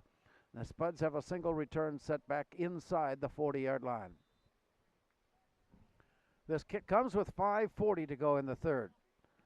The kick is almost straight up in the air. Depending on how it bounces now. It went out of bounds. Oh, I didn't see that. I thought it was coming down on the hash mark. It went out of bounds at about a 15-yard kick. It's going to be a 3-yard punt. Oh, that's true. So only a 3-yard punt. He went completely, made a left turn on him, and actually, Larry, it's a 1-yard punt. Oh, my. Yeah, the line of scrimmage was the 23, and they have spotted it at the 23. Yeah. Okay. 0 yards on the punt. I misguided on me. It's a tough angle from where well, it's right into the lights. Let's go with that. Okay. That's first on Moorhead. Sudden change. 3 receivers on the near side for Feeney. Here's the snap, the look, the throw, deflected, and incomplete it goes. Good rush on the near side as they tried to tip the play away, and I wonder if that, yes, it was.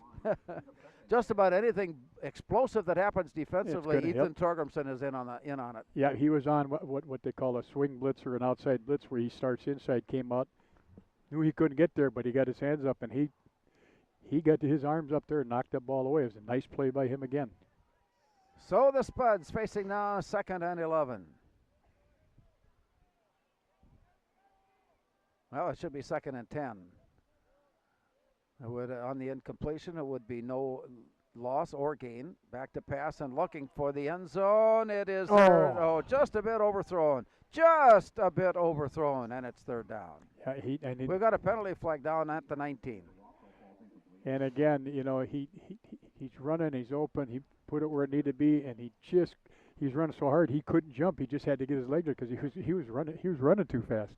So we're the discussion now regarding the flag that lies at the 19. Legal receiver downfield again. And another receiver that should have stayed at home and did not will penalize the Spuds.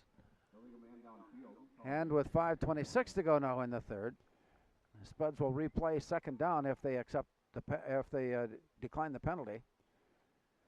And they haven't made any indication. No, none. Nope, they took it back. There we are. Yeah. The yardage has been marked off back to about the 29-yard line. Second down and 16. Feeney with those receivers loaded to the far right side. Steps, looks, he's got his man. Catch made far sideline, and then the quick step out of bounds. Brady Wolthall again on the reception. He's having a big numbers night. A lot of receptions, a lot of yards, a lot of scores. Again, all he's doing is he's running a deep out. He ran about a 12-yard deep out, and again, the ball was in the air when he came out of the break, caught it, and then with that happening, he's able to get extra yards and got out of bounds at the same time. 35-6 Moorhead, 5:21 to go. Moorhead driving, ball resting at the Sartell 18. It's third down. Play clock is at 6. Here's the look upfield. Trey Feeney now stepping out of the pocket and slides again down to the turf at the 10-yard line. It's going to be close. And that is close. He needed to get inside the 11-yard line. From our vantage point for the first down, we'll see where he slipped loose. I suspect, knowing Trey Feeney, that he knew exactly where he needed to be. And he did. And he did exactly where he went down exactly where he needed to. And it's a first down slide. And the ball spotted now. They can still get a first down without scoring from the 12-yard line. And again, that's almost like a delayed quarterback draw because he stood back, he took one look at to the right side and decided to take off and run. Again, they brought the linebackers in the B-caps, and he went straight up behind the center and then veered out and got the first down. 4:43 clock running, third quarter. Spuds threatening. Back to pass and a quick toss. A leap into the air, the catch made, and the escape for the score. Brady Wolthall. Is that his fourth touchdown of the night? I believe so. Another touchdown connection between Trey Feeney and Brady Wolthall. And the Spuds now have made this a time running game in the fourth quarter. When we get there, 4:34 still to play as Saif Alawi lines up his point after. Again, both the inside receivers ran a quick post, and he just found the one that was more open. Waiting for the snap. Here's the approach, and the kick is up. And it is, I couldn't tell. It was a good, I don't know that was Alawi. That wasn't. It's a new kicker. It's the gal. Huh? Ellie Feeney. That was Ellie? Is that a connection? Is that a family connection? I don't think so. So she leaves the soccer team in time to come on to be a kicker, a place kicker. Ellie Feeney. Wow. I couldn't figure out why the players were just going crazy. Well, it's because you and I can't read numbers. So the sister to quarterback Trey Feeney and daughter to head coach Kevin comes on for the point after try, and it's nothing but good. And the Spuds lead it with 4:34 and the middle child. And the middle one. There's still one more to go. Imagine that. So Moorhead will kick off, and let's see who does the kicking. That's Saif. I can read that number.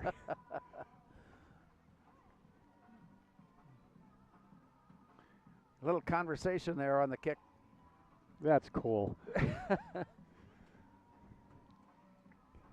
should have realized, too, that her ponytail, is midway down her back. And I didn't remember Saif Alawi having anything resembling. I was watching the rush. I wasn't even looking at the kicker. This is a good kickoff. Wow. Here's the return. Great tackle. One step away, but a great, what you call fit and form tackle by the Spuds to make the stop, and it's first down. You know what? And he's done that quite a few times right now. Maxwell Del Bruin. He gets fit up. He tried to come back. He caught him, wrapped him, and actually put him backwards. That was a great open field tackle. 42-6, Moorhead. 4:29 to go. And the type of offense that Moorhead runs, there's nothing grinding it out. No. There's nothing that is time consuming. It just seems to be we'll score whenever it's necessary to score. They've been in a couple of punt situations here tonight, but nothing more. Nice play to the near sideline on a Spuds tackle. Yeah, Jack Tyken. Jack Tyken, who is having a big night, comes up with the stop. Gunderson on the carry there is no gain, and it's second down. And he's doing that from his defensive end spot, and they tried to run the jet sweep, and he kept outside leverage, then shed the offensive tackle, turned around, faced him up, and that was a no-gain play, and that's just good job of playing position football. Imagine what it's going to be like at the supper table tomorrow night. And Ellie Feeney says, know what I did? Know what I did? She made the paper. Handoff, counterplay, near side run. Looked like it had promise, but then got stopped short at the 27-yard line, and it's third down. Yeah, they like running that handback trap, and that time Carter Brooks took care of business. He kind of pretty much stayed home, took on the guard that was pulling, and ended up helping out on the play because he took the guard and stopped him right in his face, right when he hit him, pushed him back into the back, and then Del Bruin and I think that was Jackson Goda. Yeah, Jackson's still playing. Jackson Goda made the tackle. So as Sartell breaks huddle, they face third down and 7. Cole Henches, who was shaken a bit ago, stays in to play, and he drops, looks, throws. It's off to the far side, and it's thrown high and away. He was trying to find his receiver out there. A defender was right there as well, and it's 3 and out, and it's time to punt away now for Sartell. And again, he just didn't have enough time. Thomas Myers came off the right side that time from his right defensive end spot, was right in his face, so he had to throw it. Well, he's going to throw it high because he's got Myers, when he reaches up, he had to throw it over the top of him, and that just makes it hard to find a throwing lane. Turnover on downs. The kick will come from the 11-yard line. A nice kick over the top of Brady Wolthall, and then he lets it go, and a watch on a high bounce where it is fielded by Sartell, and it's first down now for the Spuds as they take over. Still time remaining in the third with 2:53 to go. It's 42-6, and the Spuds offense back on the field. Yeah, and that was a good punt that time. He got it up nice and high and got it over top of Brady's head. And Brady, I think, just did the right thing. He didn't want to have to have Well, at 42-6, you just don't take any extra chances. But he also would have had to catch that over his shoulder, and he made the right decision not to try that. Out of the huddle. 3 receivers, far right side for Feeney. Pistol formation, running back alongside him, Janforth. Here's the quick toss out to the far side on what they call a bubble screen, and then the sprint to the sideline up near the first down marker at the 45-yard line. That looks to be a catch and run of about 12 yards and enough to move the chains. As they move on, it's first down, Moorhead. And we get to call a new receiver catching the ball. They ran the bubble screen of Michael Hago that time, and he's big and tall. He had both Walthalls out blocking for him, and when he got into a little bit of cover, he just put his shoulder pad level down, and he pushed him back about 2 yards. Here's Trey Feeney back in shotgun. Now to pistol. 3 receivers on the near side for Feeney as he hands off, and a nice run play developing, and good enough for another first down as he slants across the 45-yard line. And the play goes down at the 44, so that is enough. And an 11-yard run, and it's the chains move on. It's first down, Moorhead, with 2:18 to go. Yeah, they ran that inside zone again, and Jackson Young from his right guard spot got up on the linebacker, and Janforth read that perfectly. And when it got done, he ended up pancaking that defensive lineman. Haven't seen that yet tonight. Strong formation and receivers near side. Trey Feeney with the snap. Looking, throwing, overthrowing. Janforth, the intended receiver, and incomplete. Yep. And again, that time they ran it out. It was Ja'Kai Fitzpatrick was the inside of the Trips receivers. first two outside guys ran quick post. He ran that out, and it just outside of his fingertips by just a little bit. The incompletion brings up 2nd and 10. Line to gain the 33-yard line. Moorhead leading at 42-6 as we go inside the 2-minute mark here of the third quarter. Here's the snap back and a quick toss now on the screen. The play, fake right, run left to the near sideline, and out of bounds it goes. Michael. And Michael Haugo is there on the catch and the run. Not quite enough for the first down as Haugo runs out at the 36-yard line. Nice job of reading that, though. Again, they're just running that bubble screen. He's the outside guy. Two Walthols are out blocking for him. He read the blocking perfectly, got outside where he needed to, and got a whole bunch of yards after that. Third down, Moorhead. Already leading at 42-6 here in the third. Wide receivers to the far right side. Single receiver near left.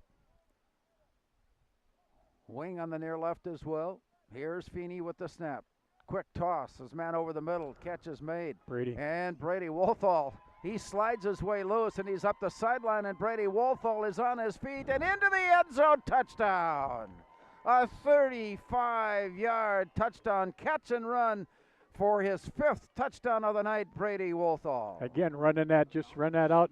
His brother Blake blocked two people out there so that he could spring him. He did a nice job of getting outside. Blake turned around, got one guy, then showed good presence of mind to go out and just chip on the other guy.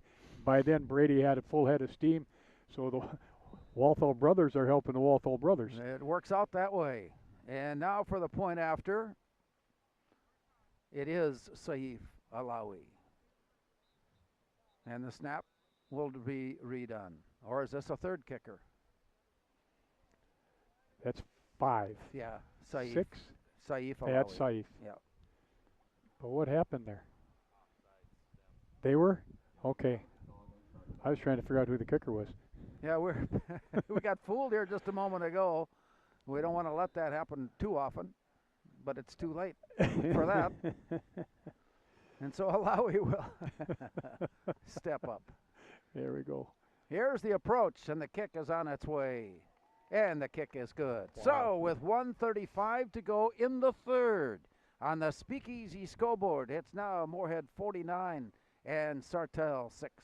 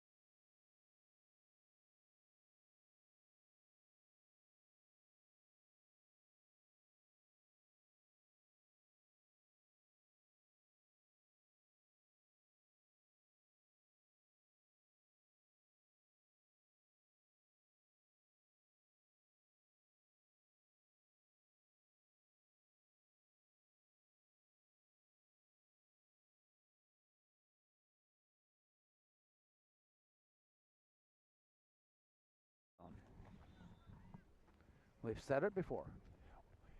Wow. He's got a strong leg. Got a strong leg. And it's first down at the 20-yard line for Sartell. And it's a stiff breeze that he's kicking into, and that time he hit it perfect and got it in the air, and it's just he's got a very strong leg. Very impressed. We're going to be watching him somewhere on Saturdays. 56-6 over Buffalo in game 1. A time mercy clock running in last week's game against Alexandria. Moorhead is, if this lead holds into the fourth quarter, will be running clock once again, as they have mounted up a 49-6 advantage. And the run to the far side breaks loose, but then an ankle tackle just before stepping away from the play. And down at the 35-yard line, it's a 15-yard gain and a Sartell first down. Yeah, that time they ran that hand-back trap again. That time it was pretty effective. But nice job by Jamal Dixon, who's playing the right cornerback. Saw what was happening and came upfield and got him. So the chains have been moved up and put in place. Sartell has really had only one opportunity in Moorhead territory, and that came after an interception. It's been difficult for their offense to sustain a drive against a Spud defense that is sparkled and kind of is overshadowed a little bit by the way the Spud offense scores points. Here's the snap back now for Cole Henches. And the Spuds defense again collapsing in on the play, shedding blocks, reaching in, wrapping up the play, and it comes down. Austin Altepeter, I think, was in on that stop at the 36-yard line. Actually, it was Mahmoud Yunus. Yunus was in, yep. Yes. And he's playing. He's a player you've got to get on the field at some point. Yeah. Because he's a great blocker on the offensive yep. side, and he's steady on defense. Yeah, and he's 5'8" and about 185 pounds. He's playing defensive tackle, and he actually just destroyed the guard that time. Looks to me like we're going to let the clock. Yes, the yep. clock will run down as we watch it tick away. Sartell has no indication of putting the ball in play before the end of the third quarter, and we will return to St. Cloud Tech High School for Game 3 of this football season. On the Speakeasy scoreboard after 3 quarters of play, it's Moorhead 49 and Sartell 6. The Red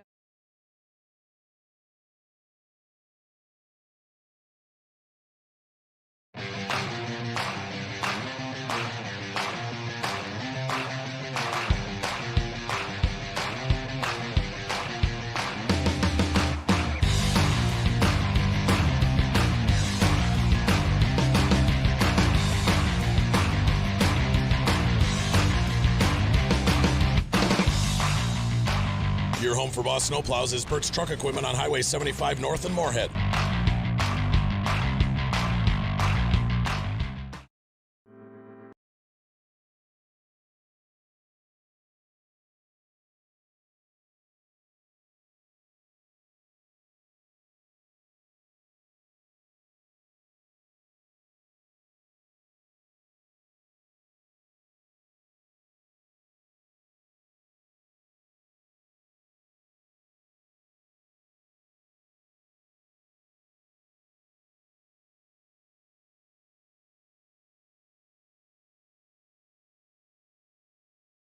And then the Spuds defense catches up to the play. A 3-yard gain, maybe 4, short of the 40-yard line. Let's make it a 4-yard pickup there for Sartell, and it's 3rd down and 5. They tried to run that jet sweep again when the timing is that as soon as the ball snapped, the guy that's in motion gets the ball and try to get outside. But Moore's defense and the ends do such a good job of stretching it out that they can't get outside. And again, Jack Tykin's playing that left defensive end spot, Larry, and feathered it out, made him cut it back inside. He still got some yards, but just a nice job of turning it back inside so he can't get outside, get free running room. Just underway in the 4th. Moorhead has put this one into running time. 49-6. Now, this is different than some other sports running time. It does not mean that it runs continuously, regardless of the situation, and now is a perfect example as a timeout is taken, and the clock will stop for that. And we will return. We're in the 4th quarter of play. Spuds are winding this one down as they have a big lead on Sartell. It's the Speakeasy scoreboard telling us that it's Moorhead 49 and the Sabres 6.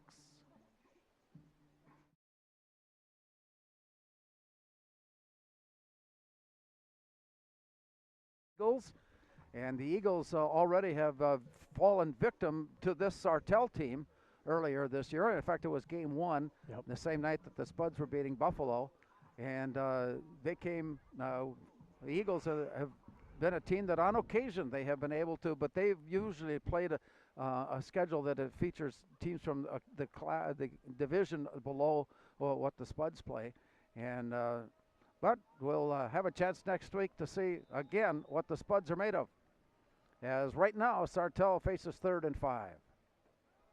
Counter play, near side, Spuds not fooled. They bring the play down behind the line of scrimmage, absolutely defeating the play at the line of scrimmage.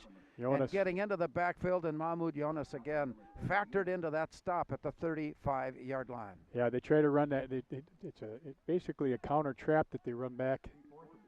Reverse pivots out, and the guard pulls. All Jonas did was just follow the guard right to the handoff and made the tackle for a loss. He's been coached. Yes, and he is a good football player. Yeah, 4th down, and it's time to punt. Good protection wall in front of the punter at the 20-yard line. And the snap is there. Moorhead with single return set up, and it's a line drive type of kick, and it bounces, and they're going to let it go. Again, Brady Walthall had an eye on it. If it had been able to bounce directly to him, I have a notion he was going to field that one and take a run at it, but it took a sideward bounce, and he would have had to run over and play it. Did not. First down, Moorhead. Yeah, it made that left turn in front of him. He just started headed for the sideline. He said, I ain't going to do anything with that. Now we get to see all new people. We got a new quarterback in, and so bear with us while we try to figure out who they are. But it should be Gavin, right? Yes. Okay. Quaid. Yeah, and a lot of new receivers. Getting last-second instructions before taking their spots. And a play is whistled down before they got it. I wonder. They didn't start the clock.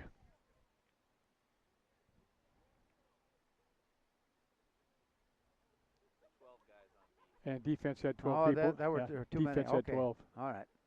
But he also were telling them to keep the clock running. Keep the clock running. Yep. It's at that point. Spuds with a 35-point lead or more in the fourth quarter. As we take a look. The turn and the handoff. Nice run. Nice run across the 35, the 40, and up near the 45-yard line.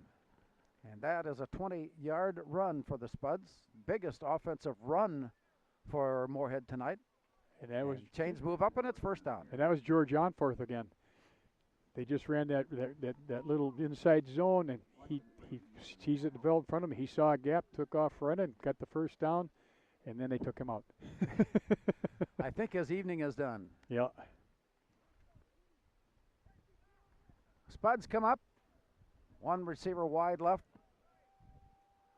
And again, a little bit of a different formation with the new quarterback, but now it has realigned, and it's a similar situation. Here's the play, and another nice run opens up. Here's midfield, 45 and 40, up the sideline, and then bumped out of bounds. Great run to the near side. Carson. Go ahead. Carson went with a nice run. Good speed up the sideline before stepping out, and it's first down Moorhead. Again, they gave him an inside handoff and pulled the backside guard. Guard got to the linebacker, and he just showed great speed, got around the corner, and they're fortunate. Sartell was fortunate they actually had somebody that was in the alley to stop him. Otherwise, he was gone. Sartell just took a timeout. And play has stopped as they visit there. Moorhead has had a couple of nice running plays. One that put the ball across midfield, another one that has put the ball down inside the 20-yard line. They're in the red zone now. And again, a reminder, at the conclusion of tonight's game, we will present our player of the game. And once again, some big numbers being thrown out on the board. And we'll have to confer with that and come up with a consensus on that. The two of us are making the choice, so where are we going to go? Well, we might not know till midnight.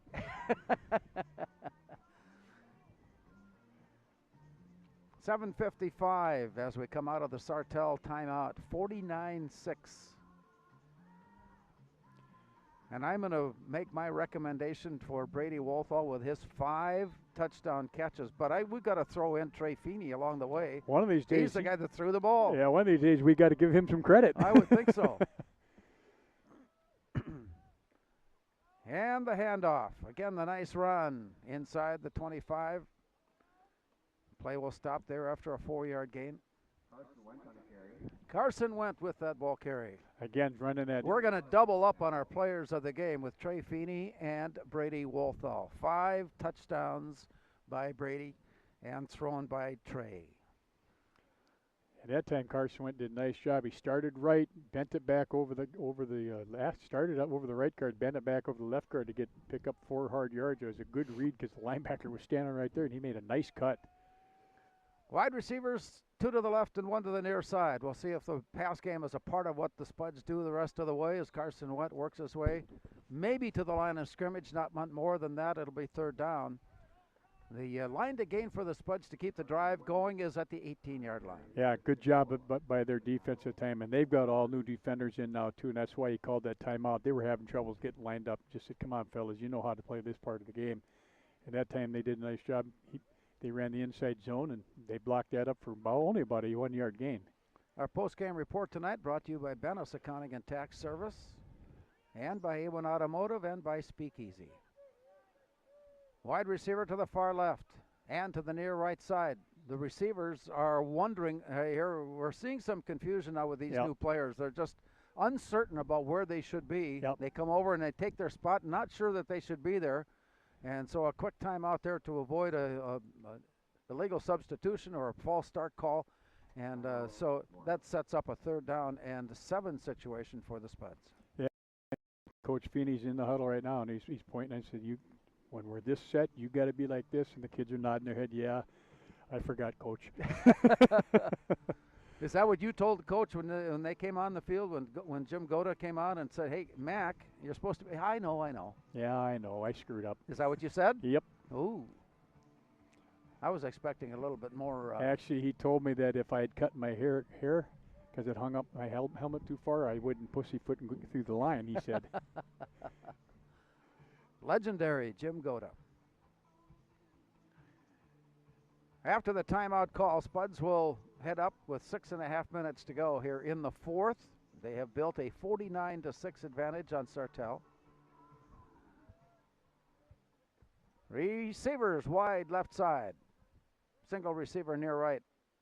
Snap back and the catch made. And now the run to the 20, to 15, and to the 10, and to the 5, and into the end zone for the touchdown.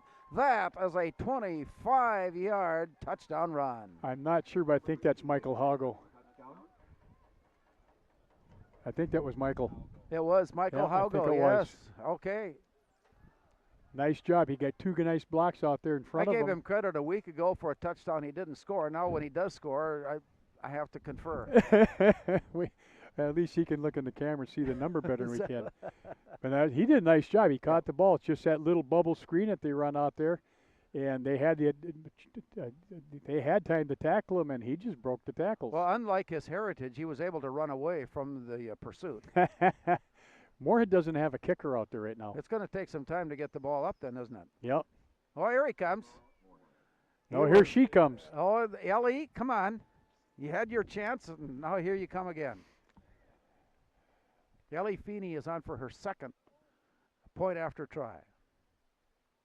Oh, she was looking for the tee. That was it. See, Saif doesn't kick off the tee. No. Side steps back, side steps off to the side. The approach, the kick is up. The kick is good. You can hear from the crowd. The family is here in a big number. Ellie Feeney converts 2 for 2 with 6:09 to go in the 4th.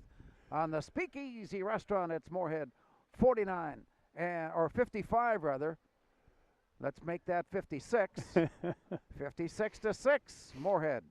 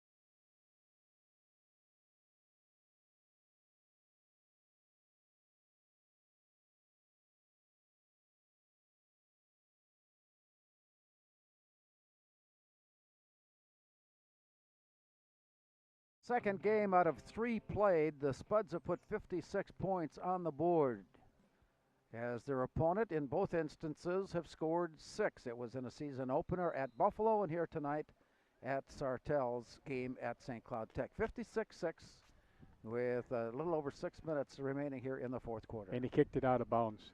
And that'll bring the ball out to the 35-yard line. First down there for Sartell. And I see as he came up, one of the coaches, because Coach Beam's not here, of course, was talking to him, and you could see him. You could see he's making his motion like, yeah, I overkicked it again. Yeah, yep. Just got to make contact, and everybody's getting a chance to play. Yes. 56-6 Moorhead here in the 4th quarter. Clock will start with 6:09 remaining, and it's underway. Out of the huddle, Sartell.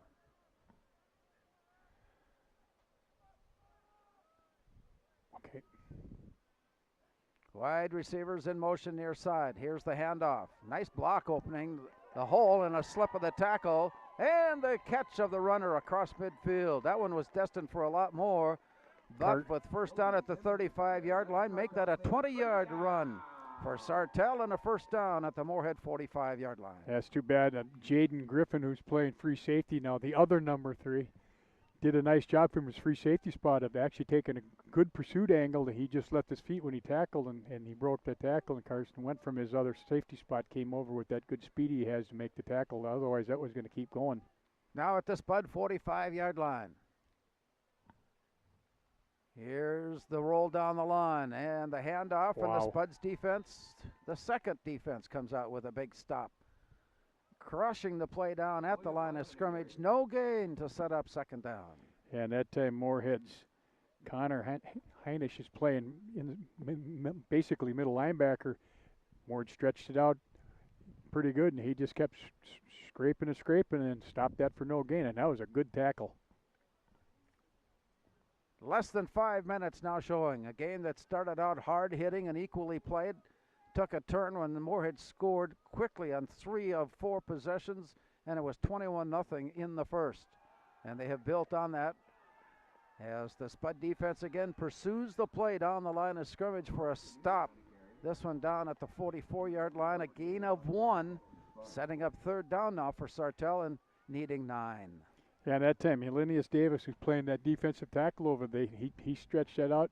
They're trying to run the sweep. When the guy cut it back, he was right there to stop him for little or no gain. Nice job. Closing in on 4 minutes to go. 56-6 Moorhead. Moorhead knew they had a pretty good nucleus coming in this year. Very successful in Summer League 7-on-7 play. And then the decision of COVID finally to play here in the fall. And limited to a 6-game regular season.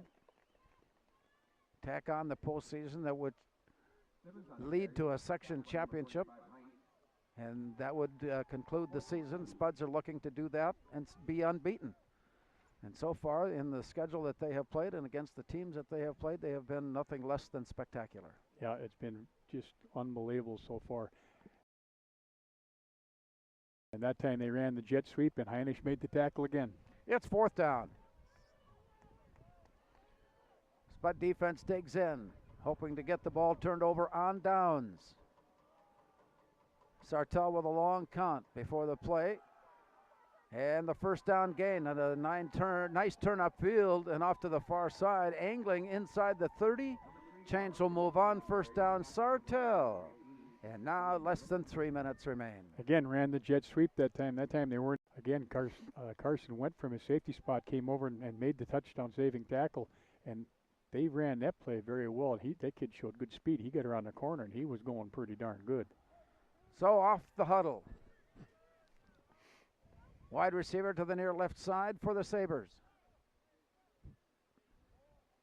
And in motion to the near side, gets the call, and again the run.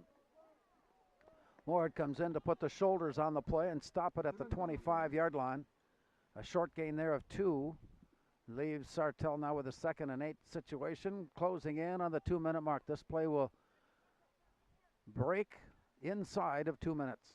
Again, running the jet sweep. It's jet sweep left and it's jet sweep right. Moore's doing a pretty good job of stretching out, and then the linebackers are scraping over and made it for a short gain. Well, we've survived to this point, but I can already hear a nice hot cup of coffee calling my name for the trip home. Yes, sir. Mr. Driver. And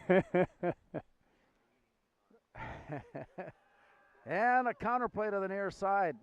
They've had some success working that play. And a good strong run inside the 20 to the red zone at the 19-yard line. We'll see where they spot him down. Not quite enough for the first down. Yeah, again, Heinisch did a nice job of scraping A, B, and C gaps, and when it broke outside, he was last defense again right there, other than the 2 safeties, and stopped him for a short gain. It's 3rd and 2. 1:13, clock running. quickly played here in the fourth because of running time.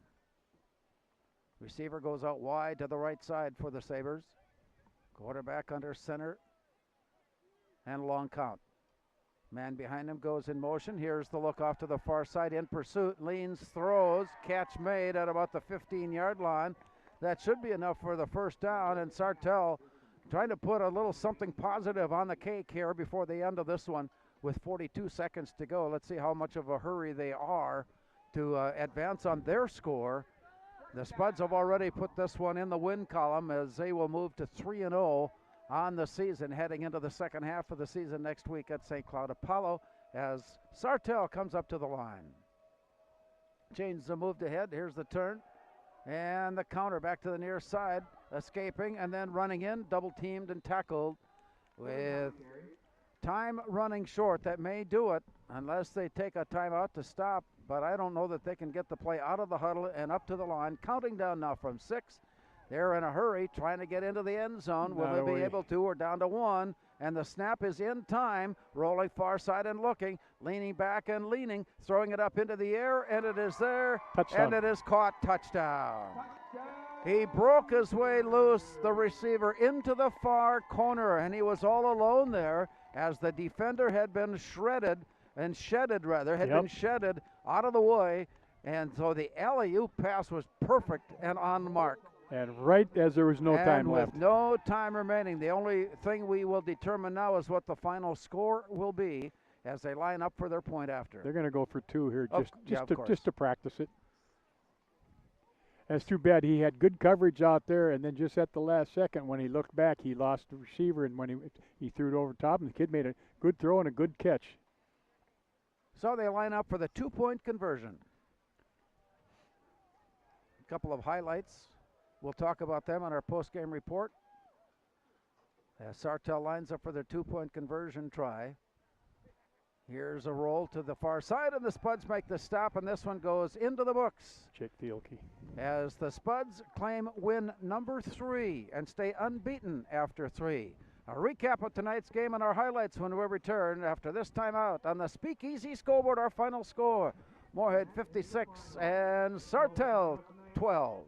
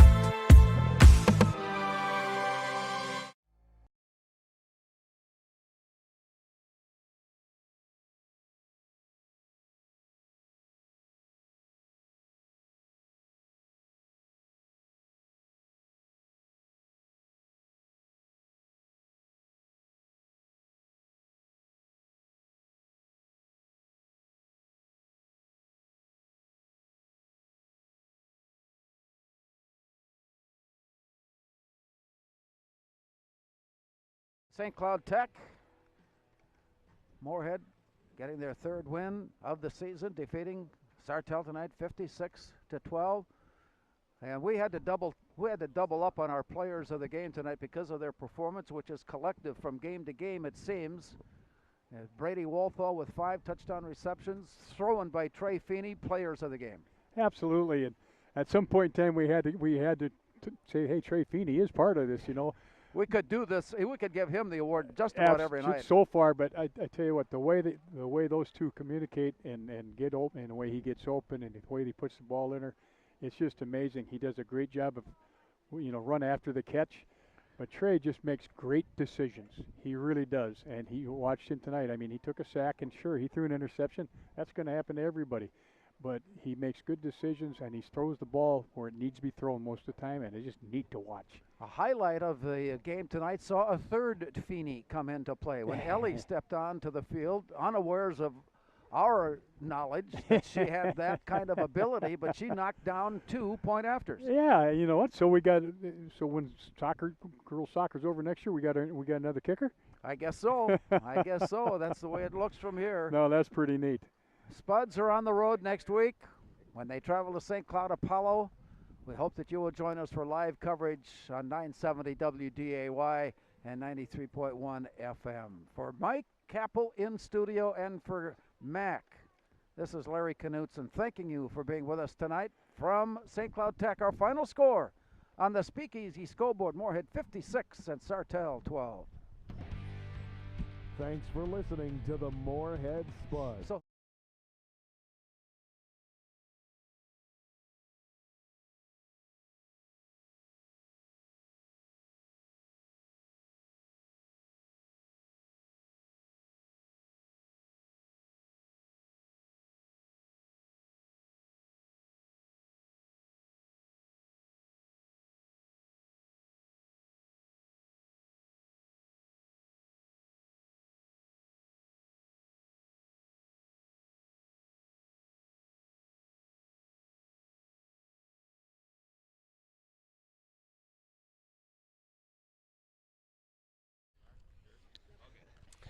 I'm here with our Remax Realty One Bruce Johnson players of the game. We have two this week with Brady Walthall and Trey Feeney. Brady, I'll start with you. You had 12 catches tonight, over 240 yards and 5 touchdowns. Just insane stat line tonight. What were you seeing out there on the field and what was working for you? I think a lot of it was just finding the green from the start, getting going right away. Trey threw me some good balls and just made some plays after that and on the field. Trey, not a bad night for yourself. You had 6 touchdowns, 1 to his brother Blake, and of course 5 to Brady. What were you seeing out there on the field, and how nice is it to play with those two brothers out there on the outside for you? Yeah, it helps a lot. They make a lot of plays for me. I know if I can get them the ball that they'll make plays for me downfield and in the run after catch, which really helps me, and I appreciate those stats that go into my resume, but I don't do much after the catch. But no, them getting open and them finding green space, like you said, where the defenders aren't, really helps me out and gets easy throw and catch. So I had Blake with me here in week 1. He had 4 touchdowns. This week, Brady, you have 5. Is there any sort of friendly competition you guys have at home, or is it just all in a win for you guys? Does it matter to you? Oh yeah, there's definitely competition. We after the game, we always talk about what we had as stats or whatever. But in the end, we won. That's the most important thing. So. And Trey, as for you, you get to play with both of them. And do you ever notice maybe I'm throwing to Brady too much, maybe I'm throwing to Blake, or do you just throw it to who's open, or do you ever try and mix it up with which twin you get the ball to? It's more based off the other team, but no, shoot, it's fun having both of them. They both do special things after the play. So that's 3 weeks in a row now. You guys roll to a victory. How exciting is it to be a part of the Spud football program right now? Really exciting. We're off to a good start, and hopefully we can get our last 3 games in and keep playing how we've been playing these past 3 games. And Trey, what's it going to look like next week at practice? What do you guys got to do to continue this success and just keep on rolling like you guys have been? Yeah, we got to continue to have fun. That's the most important thing, but get work done at practice also. There's a point where you have to have fun, and there's a point where you have to be serious. But no, we just have to come out every day and work hard. That's the most important part, and do the things that our coaches preach, because they'll put us in a situation where we can win each and every Friday night. Spuds roll to a win tonight against Sartell in St. Cloud. We thank you for joining us. That's your Remax Realty One Bruce Johnson players of the game, Brady Walthall and Trey Feeney.